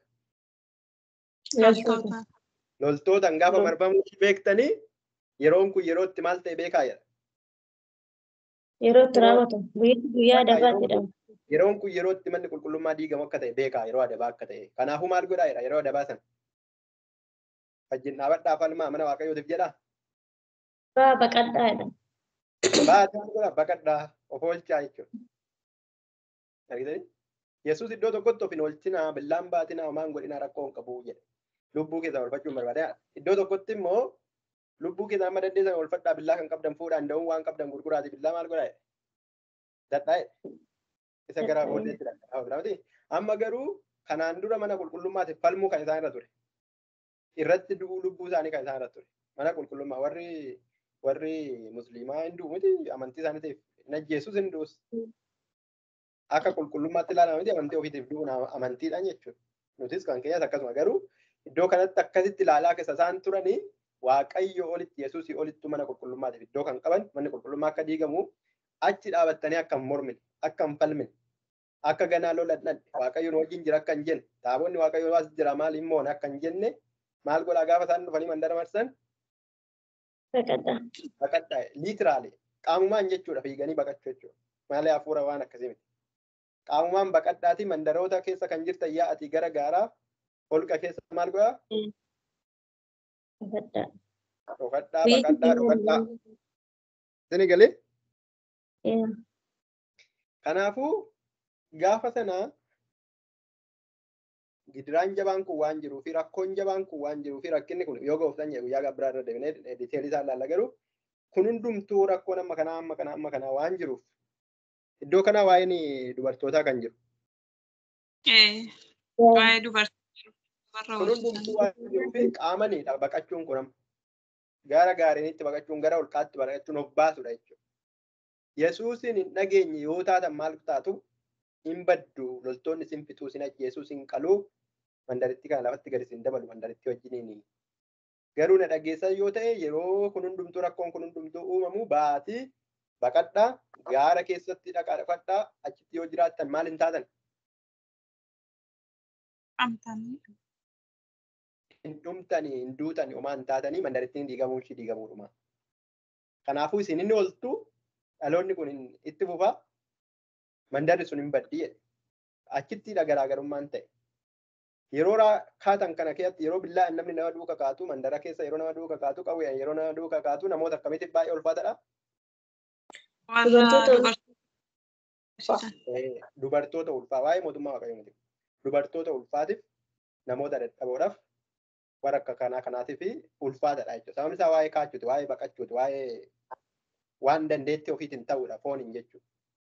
Karaa biraatiin immoo gooftaa Yesuusiif abboomamuudha. Kanaaf mandara keessatti kaadhaa jedha. Badiisni sun dhufe moo dhufne jettanii yaaddu. Badiisni noormaalii ija qabu kun Yerusaalem diigamtee mandarri diigamtee mana qulqullummaa diigame moo hin diigamne jettanii yaaddu. Diigame. Kanaafuu warri gaaf sanaa jedha seenaadhaan. Kun immoo dhugaadha. Sagaleen koo maal hin ta'u jedhe. Dhaloonni sin darbu sagaleen sin darbu lafti waan immoo darbuuf jira gara dhumaatti itti deemnata. Kanaaf warri gaaf sana Yesuus Kiristoos hin dhaga'anii wal dhageessisanii milikkita akkanaatu ta'a. Gaaf sana manni qulqullummaan diigama. Yeroo kun akkas ta'utti baqadhaa jedhanii wal baqachiisan hundumtuu lubbuu isaanii oolfatanii jedha. Yeroo sanarraa kaasee garuu warri gaaf sana Yesuus hin tuffatanii eenyu abbaa hin mana keenya tuqaa kan waaqayyooti manni lubbuu keenya irratti aarsaa goonee akkasuma lubbuu isaanii irratti aarsaa godhanii manni akkasumatti diigame isaanis wajjuma dhumanii hinda'uun dhumanii gaafa rakkatanii jedhanii ijaarsi isaan baay'ee cimaa waan ta'eef dabalee mana amantaatis abbaan arge ittiin bu'u waan ta'eef gara mana qulqullummaatti baqachuutti ka'anii. Kanaaf yeroo darbe kakuu moofaa keessan jira. Warra wannoo kee ta'anii warra mandara keessaa kanatu nyaataa. Warra kanaa immoo kanatu nyaataa yaadattu. Warra mandara keessatti hafan beela warra kaan billaa kan jedhu jira. Warri kaan sarootitu nyaatu warri kaan immoo billaatu nyaata akkasii waan akkasiiti. So akka kana ture jechuudha. Jalqaba hin marsanii baay'ee beelofte biyyattiin akka kakuu moofaa keessatti Samaariyaa yaadattu kakuu moofaa keessa baay'ee beelofte. Beela irraan kan ka'e yeroo darbe kaafne irraa mallattoo isaa beela irraan kan ka'e namni waan hundumaa godhee warri dhumee karaa irratti dhumee maal ta'ee sana booda itti hin qabatanii lolatti kaasanii hinda'uum isaan keessaa tokko mana qulqullummaatti abidda qabsiise. So warri hundumtuu lubbuudhaan Yihudii kan ta'e hundumaa hin fixan jechuudha lafarra. Garuu warra eessa keessa turetu baay'ee warra Yesuus Kiristoosiin amanate warra Yesuus Kiristoos Yesuusiin dhaga'e warra Yesuus Kiristoos dhaga'ee milikkiticha yeroo argu baqatee gara gaaratti yookiin gara biraatti mandara keessaa yaa'ee taa'etu ba'ee jireenyatti jiraate jechuudha. Sana booddee erga gaaf sanaatii kaasee Yerusaalem mootummaa waan jedhamu deebitee hin argan. Israa'el wanti jedhamtu deebitee kaartan ishii hin jiru. Addunyaan keessaa haqamtee zarrafamtee jechuudha amma akka addunyaatti yoo ilaalle. Kanaaf amma wannoo yoo gootanii saayinsii irratti hawaasa irratti yoo baratanii mootummaan Israa'el bara meeqa biyyi Israa'el hin jirti addunyaa kanarra jedhamtee kan ishiin barroofte akka addunyaatti bara meeqa jettanii.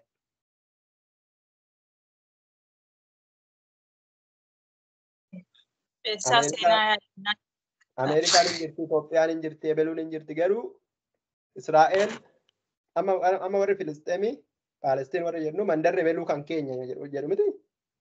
Mandarra Ebeluu kan keenya kan isaan jedhaniif dhugaa qabu. Hoor waggaa kuma meeqaasitti Israa'el wanti jedhamtu tokko hin turre.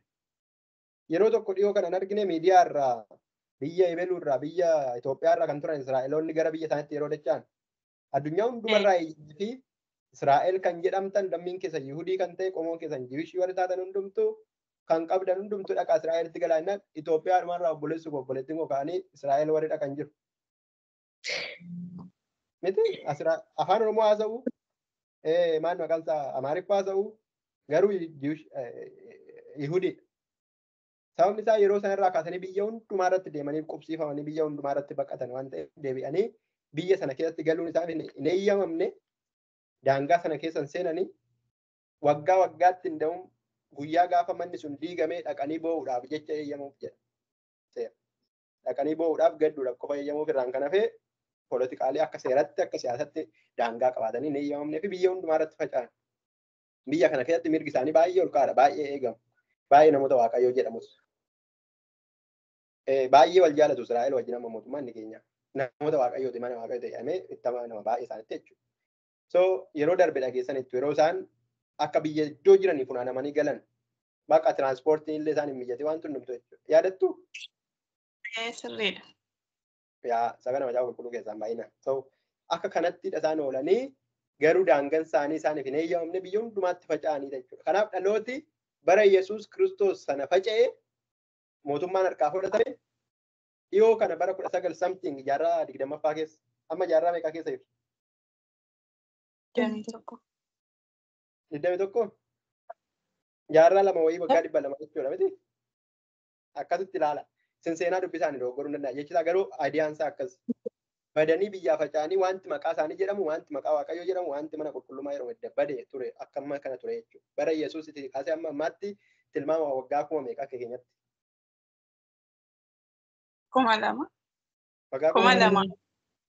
Waggaa 2000 miti yeroo darbe waa'ee namicha hojjechiisaa tokkorraa lafa fudhatee waggoota muraasa qotatee maal jedha jenne yeroo xiqqoo booda.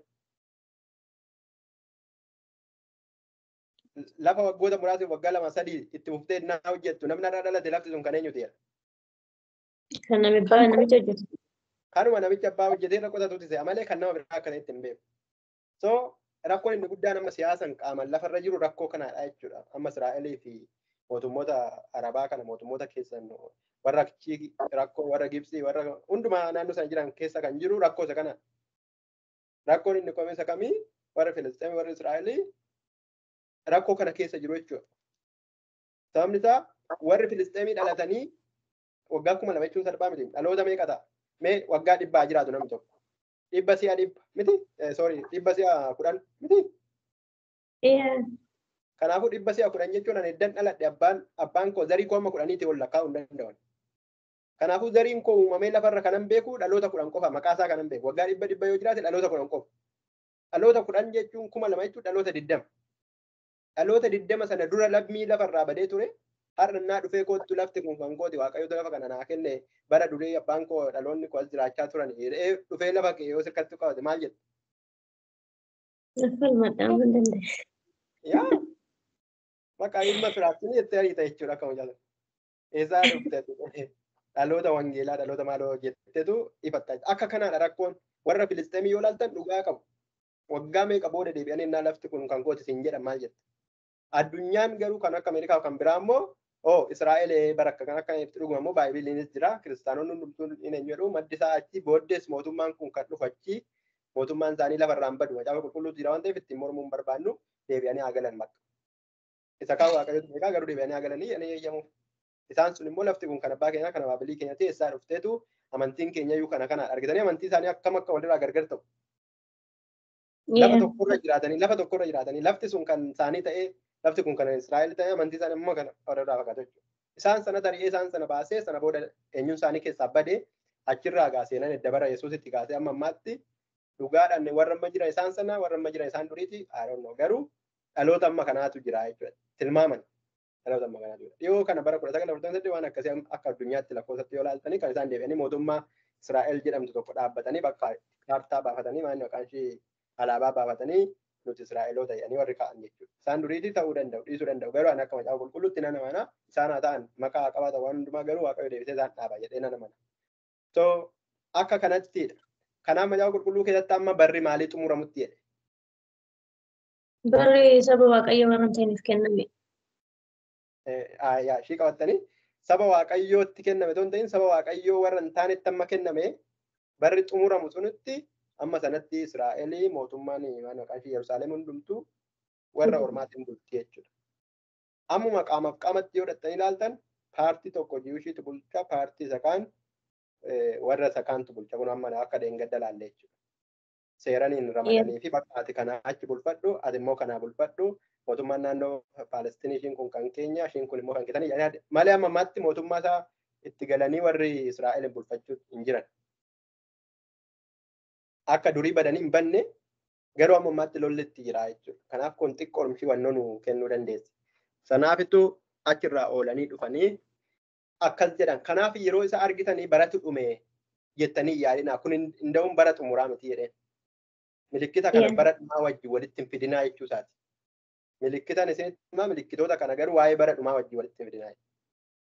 Wantoonni bara dhumaatiif milikkinni haasa'aman hundumtuu bara Yerusaalem diigamtu sana hunduma keessatti ta'aniiru.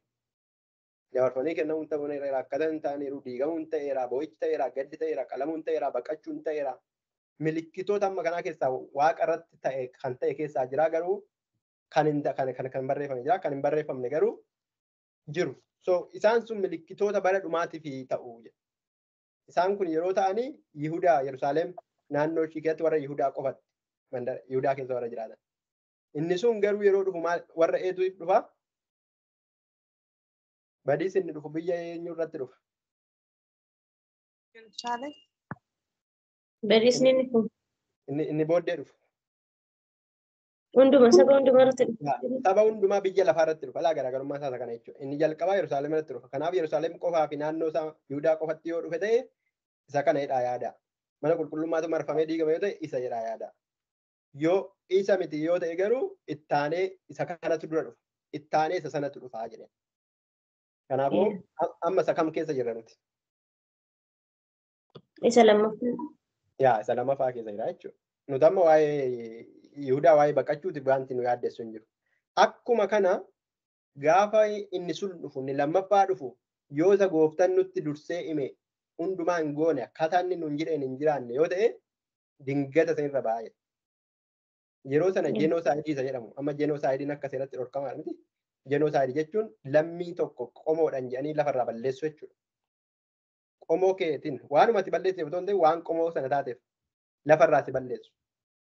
So jenoosaaydiin inni yeroo sana ta'e sun amma ammaatti deebi'ee hin taane. Rwaandaa amma yeroo hundumaa fakkeenya fudhatu yeroo waa'ee jenoosaayidii akkuma Rwaandaatti ta'e Itoophiyaatti ta'e Tigraayitti ta'e amma yeroo dhiyootti jenoosaayidii waanuma Tigree taateef ajjeefamte waan balleessiteef dogoggortee miti. Waan Oromoo taateef kun jenoosaaydiidha. Jenoosaayidii yeroo sana ta'e amma ammaatti lammii Israa'el jedhamu akka ishiin baay'inaan godhanne kan godhe akkas. Bara durii kakuu moofarraa kaasee immoo lammii Israa'el waan jedhamtu baay'inumti akka hin baay'anneef xiqqeessaa deemaa ture. Zarii Ijipti irraa kaasaa laala. Akkaataa boojuu duraa laala. Boojuun si'a meeqa akka itti deebi'ee laala. Zarii ishii waan jedhame lafuma irraa balleessu garuu numa ka'u deebi'anii jirre jechuudha. Akka baay'inaatti baay'inni mataan isaa amma akka inni qabu. Okay. So mallattoo kana namoonni eegdanii hubattanii isiniif galee gaafa Yerusaalem diigamtu akkuma sana gaafa manni qulqullummaa diigamu waan jalaa baatanii ooltaniif namoonni milikkita ani bara dhumaa kana isinitti hime milikkitoota sana yeroo ittaanutti diteeli'aan laalla. Milikkita kana hunduma isaa yeroon isinitti immoo milikkita kana dhageessanii hubattan yoo ta'e gaafa dhumaatti akkanumatti jalaa baatu jedha. Kanaaf otoo kun hin ta'in maaltu hin darbu jenne? Dhaloonni si'anaa kun hin darbu jedhee. Dhaloonni si'anaa hin darbu. Dhaloonni si'anaa hin darbu kan inni yeroo manni qulqullummaa diigamu dhaloonni yeroo sana jiru dhalootuma mana qulqullummaa yeroo diigamutti. Yesuus Kiristoos booda yeroo muraasa booda manni qulqullummaa kan diigame. Dhaloonni si'anaa hin darbu kan inni jedhu immoo inni kan dhaloota isa booda dhaloota si'anaa jechuun dhaloota Yesuus yeroo sana jiraatan jechuudha. Dhaloota yeroo sana rakkinni irra ga'u sanaa jechuudha. Dhaloota amma manni qulqullummaa yeroo diigamutti dhaloota yeroo sana jiranidha. Dhalootuma Yesuus Kiristoos. Dhaloota jechuun gosa garaagaraati. Amma jenereeshin jedhamti Ingiliffaan. Afaan Oromootiin dhaloota jedha. Tiwildid isa jedhan jechuudha.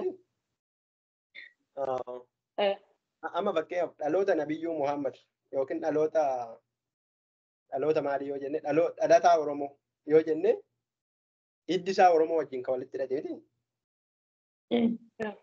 Dhalataa ebeluu dhaloota ebeluu garuu dhaloota inni jennu noormaalisaan jeneraalii nama hundumaaf ta'uu danda'u dhaloota si'anaa yeroo jennu akkami? Oromoo jechuudha. Saba yeroo sana jiru. Yeroo wal fakkaataa keessatti saba yeroo sana umurii wal fakkaataa keessa jiraatu jechuudha. Amma fakkeenyaaf bara Isaayyaas Raajichaa yeroo jedhu bara Isaayyaas Raajichi dubbataa ture sana keessatti Israa'el mootiidha kan ture ebeluu dhaloota yeroo sanaaf waliin jiraachaa jiru jechuudha. Kanaaf amma generation first generation jaarraa seencharii 100 yoo ta'e namni tokko waggaa 100 jiraata yoo ta'e dhaloota si'anaa kan jedhu waggaa 100 sana keessa kan jiraachaa jiraniif jechuudha. Dhaloota yeroo sana wal fakkaataa jiraatan. Rakkina Israa'elitti mana qulqullummaatti argu kan waliin hirmaatan sana Yesuus Kiristoosin dhagaan taanaan gonkumayyuu badiisa sanaan xaragamanii hin badan jechuudha. Inni oolu. Hin dhageenye taanaan garuu akkas ta'u. Dhaloonni bara dhumaatti immoo jiraatan dhaloota si'anaa mitamma yeroo darbe nu qunnameerayyuu wannoo bartuu as keessaa namni tokko otoo hin du'inii kan mootummaa Waaqayyoo arguu jira kan inni jedhe as keessatti qonne. Yaa Luqaas. Luqaas keessa jira. Phexros Yohaannis. Yaadattanii? Okay. So waa'ee Yohaannis irratti. Okay, namichi jennaan ilaa isa sana jaalatuu fi bara baraan akka inni jiraatu barbaadeera. So akka kanaa miti jechuudha. Kanaafuu yoo akkas taane inni oggora du'eera moo hin duune namichi du'eera. Mootummaa Waaqayyoo argee moo argine argeera bakka akka kontekstii yeroo sana. Ammas akka kanaadha. Kanaaf dhaloota si'anaa yeroo dhaloota rakkina amma sanarra geessaa biiftuun amma iddoodhaa sochootutti lafti amma socho'utti macaafa kakuu uummatni immoo haaraa keessaa bakka tokko tiksii tokko yaadattu socho'a lafaa waggaa ammanaa booddee ture jedha. Socho'a lafaa sana isa guddaa waggaa ammanaa booddee ture jedha. Yaadattu? Socho'i lafaa biyya lafaarra jira. Socho'i lafaa hin safarama. Magnituudiin isaa ammana jedhamee egaa hir'isaan yoo jiraate isatu beeka. Socho'a lafaa maaliif akka safaranii socho'a lafaa sana safaranitti amma kana ta'e jedha socho'a lafaa. Kanaafuu socho'a lafaa addunyaa irratti ta'e keessaa socho'a lafaa isa guddaa kan jedhame waggaa amma kanaa booddee ta'e jedha. Waa'ee beelaa yaadattu hojii ergamootaa keessatti beelli yeroo ture Phaawulos fa'ii waldaarraa eeyyama fudhatanii dhaqanii gargaaranii naamni kan jedhan. Beelli akka sanaa beelliin dhufaa akkas ta'a mandarittiin beelofti kan akka isaan kan hundumtuu keessa jiru jechuudha. Baroota sana keessatti socho'ii lafaa hin ta'a kun hin dhaga'ama lolli hin dhaga'ama dudduulaan hin dhaga'ama itti ilaalla yoo diteelii waaqayyo nu gargaare gaafa waa'ee mootummaa waaqayyo guyyaa gaaf tokko hin baranne waaqayyo nutti hime walitti guurradhaa isin kun hundumtuu hin ta'a inni jedhu liitiraalii dhuma ta'a liitiraalii jechuun maanni qaamumaaf qaaman ta'a waan hafuura wayii ta'u miti jechuudha. Lolaaf oduu lolaa dhagaa jirra yoo ta'e tiikii goona jechuudha sirrii akkuni ta'eera jenna jechuudha. Namni walitti ka'aa jira tiikii jechuudha. Namoota fagoo mitiyyuu mana keessaa walitti ka'aa jiru haati mana abbaan mana obboleessa obboleettiin dabarsanii wal kennaa jiru. Inni wannoo goona jechuudha. Jaalalli qorraa jira. Raayitii goona jechuudha. Kuni ta'eera. Kanaaf kana qofa jennee. Milikkitoonni bantii waaqatti kaa'amaniiru. Lakkii hin jijjiiramne ammaatti biiftuun hin jijjiiramne jiin hin jijjiiramne jirti. Lafti hollachaa jira. Socho'ii lafaa amma biyya arabaa kana keessatti hin ta'an jiru. Isin biratti hin da'uun ta'aa jira. Addunyaa kana iddoo hundumaatti yeroo garaagaraa socho'ii lafaa baay'ee sodaachisaaf ta'edha. Galaanonni amma ammaatti lolaan garaagaraa nu fudhachaa jiru. Garuu amma ammaatti galaanni hundumti mana isaatii keessatti nu fudhatamne uffisaan galaanaa nutti hin dhufu. So yeroo kun hundumti nutti ta'u namni dhuguma dhaabatee ooluu hin jira jettanii yaaddu namni bakka kana tokko bira yoo darbe tokkotu isa fida. Tokko bira yoo darbe tokkotu isa ajjeesuu danda'a. Galaana yoo bira darbe dhagaa yookiin kan biraa. Kana hundumaa keessaa qabamuu keessaa rakkachuu keessaa gidiruu keessaa. Kana hundumaa keessaa namni bira darbee lubbuu oolfatu hin jira jettanii yaaddu amma sana keessaa amma dhumaatti dhaabatee danda'e. Kan dammaqe. Yeroo darbe nama meeqa jennee? Nama tokko. Nama tokko miti innumtuu minaalbaatidha jennaa manatti. Kanaafitu nama meeqatu fayyuu danda'a jennaan maal jedhee gooftaan amma kana hundumaa keessa darbee maaltu fayyuu danda'a jennaan? Waaqayyo hin danda'u. Kun baay'ee ulfaatan. Nama fakkeenyaaf lolaan yoo dhufe nu keessaa nama 50 yoo taane nama 5-10 ajjeesee darba lolaan bichaan. Lolli yoo dhufe billaadhaan namoota muraasa hin fixa. Seexanni jira. Wannoo bira immoo dhagaa Yohaannis keessa seexanni jira.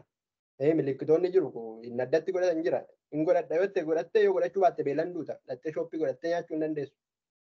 So kana hundumaa keessa darbitee nan darbaa? I don't think so. Iyyaadu akkatti dhuguma kana hundumaa keessa dhaabadhee nan darba. Tokko lama bira darbuu hin danda'a. Sadaffaa bira darbuu hin danda'u. Amma obsa isaan qabu. So garuu Yesuus maal jedhee dhaloonni si'anaan darbu. Dhageessanitu taanan hubattanitu taanan isinii galeera taanan milikkitoonni kun dingata isinirra hin baane. Already isinii galaa hubachaa bira qabdanitu waan ta'eef rakkoon amma kana gahu naa uumamee jedhee lafti innaa raafamtee milikkinni itti ta'ee baay'ee ulfaata amma kanaa yeroo inni ta'utti isin maal godhaa? Dammaqaadha. Isin gara kam ilaalaa? Mataa keessa ol qabadhaa. Yaa mataa keessa ol qabadhaa mataan buusinaa. Hin gaddinaa bakka dhumne irra hin jedhinaa. Bakka nu dhumate wanti kun lolaa ishiin kun anaaf dhufte hin jedhinaa. Lolli ishiin kun anaaf dhufte hin jedhinaa. Billaan kun immoo ana bira hin darbitu hin jedhinaa. Kana bira immoo darbuu hin danda'u. Sababni isaa maaliif already qophooftaniitu akkamitti kadhachaa turtan? Already qophooftaniitu akkamitti baay'ilii qo'achaa turtan? Already qophooftaniitu akkamitti waan hundumaa eeggachaa turtanii innaa kun ta'u raayitii gochaa deemtu bakka. Kuni ta'eera amma ishii kana tafe. Kun ta'eera ishii kana tafe jettanii yeroo Yerusaalem loltuudhaan marfamtu bakka Yerusaalem baduu ishiiti waan ta'eef kan ka'een keessaa baqadha jechuudha. Yeroo biyyi lafaa akka itti raafama cinqate amma kana ga'u biyya lafaa guutuu keessatti ta'aa jiru immoo isin maal gootu? Yesuus Kiristoos dhufaa jira waan ta'eef ani bakka amma ol fudhatamuu kooti jettanii yaaddu jechuudha. Kutaa gara biraatti immoo ittidhaan otoo isin yaadin akka attuutti immoo maal jedha indee milikkinni amma kanaaf ta'aa jira akkamitti akka attuutti natti dhufa rees laa indee jechaa jirtu ta'a. Garuu immoo otoo isin yaadin sarpiraayiz dhufee isin godhaa jedha. Otoo isin bakka wanti hundumtuu otoo yaadin jechaan otoo rafaa jirtanuu otoo fataa jettanii jirtanuu otoo wanti kun hin geenye jettanuu jechuudha. Biyya lafaa hundumaarraa akkamitti itti dhufeedha akka kanatti sarpiraayiz godheedha. Otoo isaan sammuutti hin yaadin. Isin garuu akkas akka hin taaneef of eeggadhaa, kadhadhaa, jabaadhaa, kana godhaa. Keessumatti immoo ilma waaqayyoo fuuldura dhaabachuu akka dandeessaniin maal godhaa? Kadhadhaa. Kanaaf ilma waaqayyoo yeroo darbe eessattidha kan inni asumatti warra ayyaana argatan boqonnaa 20 keessatti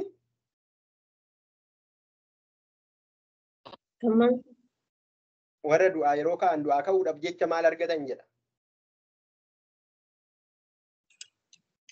Maalinni maal taatanii yeroo keenya maa gudduu.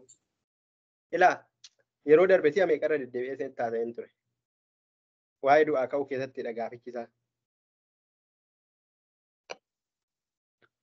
Lakkoofsa 34. Yesuus deebisee ijoolleen namaa bara biyya lafaa kanarraa jiraatanitti hin fuudhuu hin heerumu jedhee 35 irratti bara biyya isa dhufuu keessa jiraachuudhaaf tokko du'aa ka'uudhaafis lama maal argatan jedha. Warri ayyaana arga. Ayyaana xiratii qofa miti lamantichi. Yesuus Kiristoos fuuldura dhaabachuun milikkita kana tik goonee xiratii qofa miti. Yesuus fuuldura dhaabachuudhaaf danda'uun keenya ayyaanicha nu barbaachisa.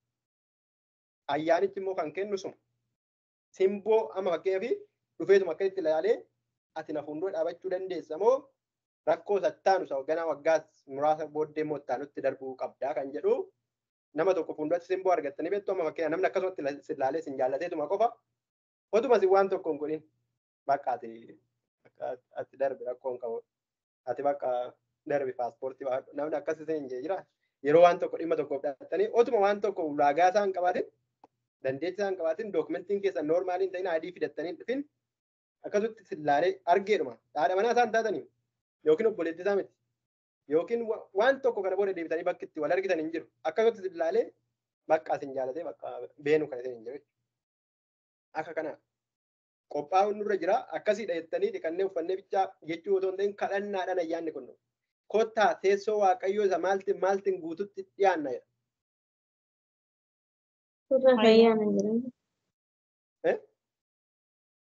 Ayyaanaan jedhanatti. Guyyoota maaliitiif akka nu gargaaranitti kottaa teessoo waaqayyoo isa maaliin guututti maaliidhaan dhiyaanna ija jabinnaan dhiyaanna. Kanaaf Yesuus Kiristoos fuuldura ija jabaannee dhaabachuu kan ittiin dandeenyu.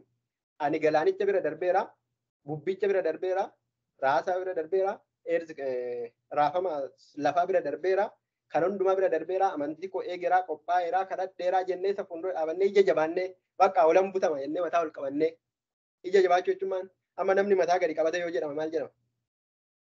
Saalfachuu kan yeella'u. Saalfachuudha bakka wayyoo natti dhufee otoo nan hin yaadin jechuudha. Garuu mataa ol qabatee jennaan ani kan hundumaa keessa darbeera, furamuun koo ga'eera, bakka qophaa'eera, gooftaan kun rakkoo nama kanaa otoo wannoo jechaa jiru lafa kanaa otoo akkatti sirra raafamaa jiru ati ija kee waaqatti ol ilaaltaa jechuudha. Yesuus Kiristoos immoo achii duumessa isaa wajjin namoota isaa wajjin dhufa. So ija jabina si gaafata jechuudha yeroo sanatti. Ija jabina kana immoo kan argattu ayyaana. Ayyaanicha immoo kan kadhattu kadhannaadha. Kanaaf teessoo waaqayyoo saraara ayyaana guutuu jiru fuulduratti dhiifama waa'ee cubbuutiif wantiisa iddoo sanatti kan jedhame.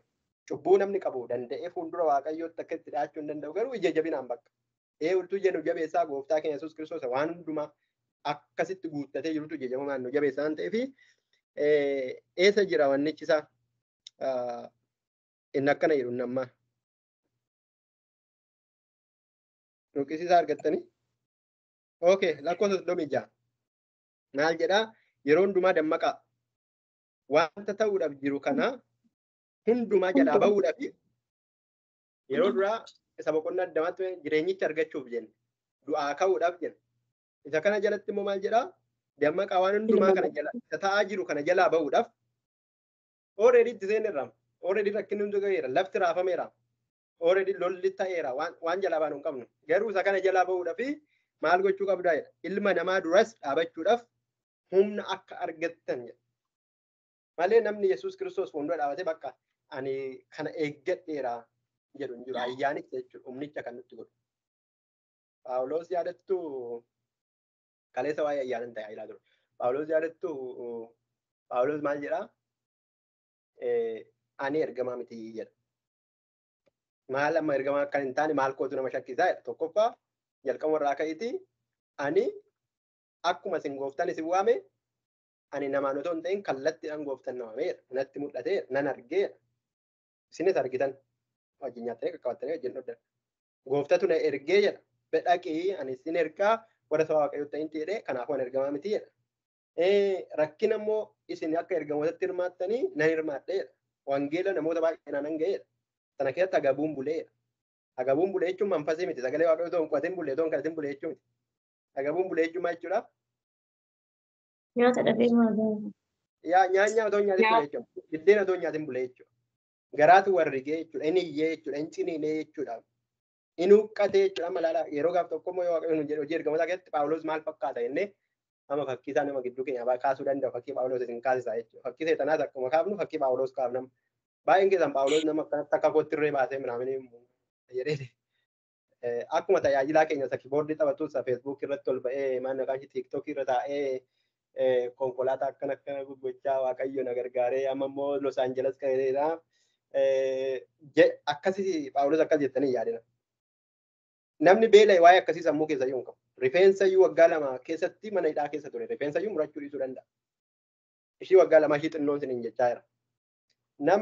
Nama biraa gammachiisuudhaaf jecha mana hidhaa keessa taa'aa ture.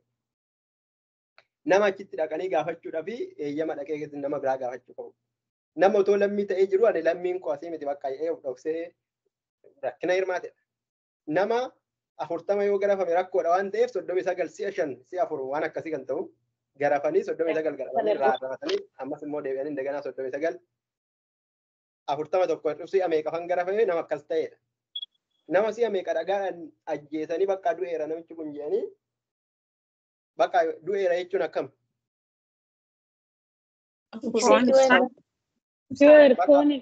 Akkana jennaan ija libsatu iji garagaleera akkana goonan lapheen isaa humtuu wannoodha hafuura isaa guratti qabnaan humtuu hin jiru so du'eera jechuudha. Litiraalii du'eera. Hojii ergamootaa keessatti hidhattanii ilaaltu. Ani du'een ture namoonni du'e jedhanii na dhagaa na reebanii irraa deeman garuu obboloonni qonatti marsanii turanii jedha afaan kaasanii fayyaasaa lafa qaba. Iddoo tokkotti immoo namni tokko ol fudhatamee samii akkasii ture waggaa 10 kana dura akkamitti akka ol fudhatame adoonnoo jedha.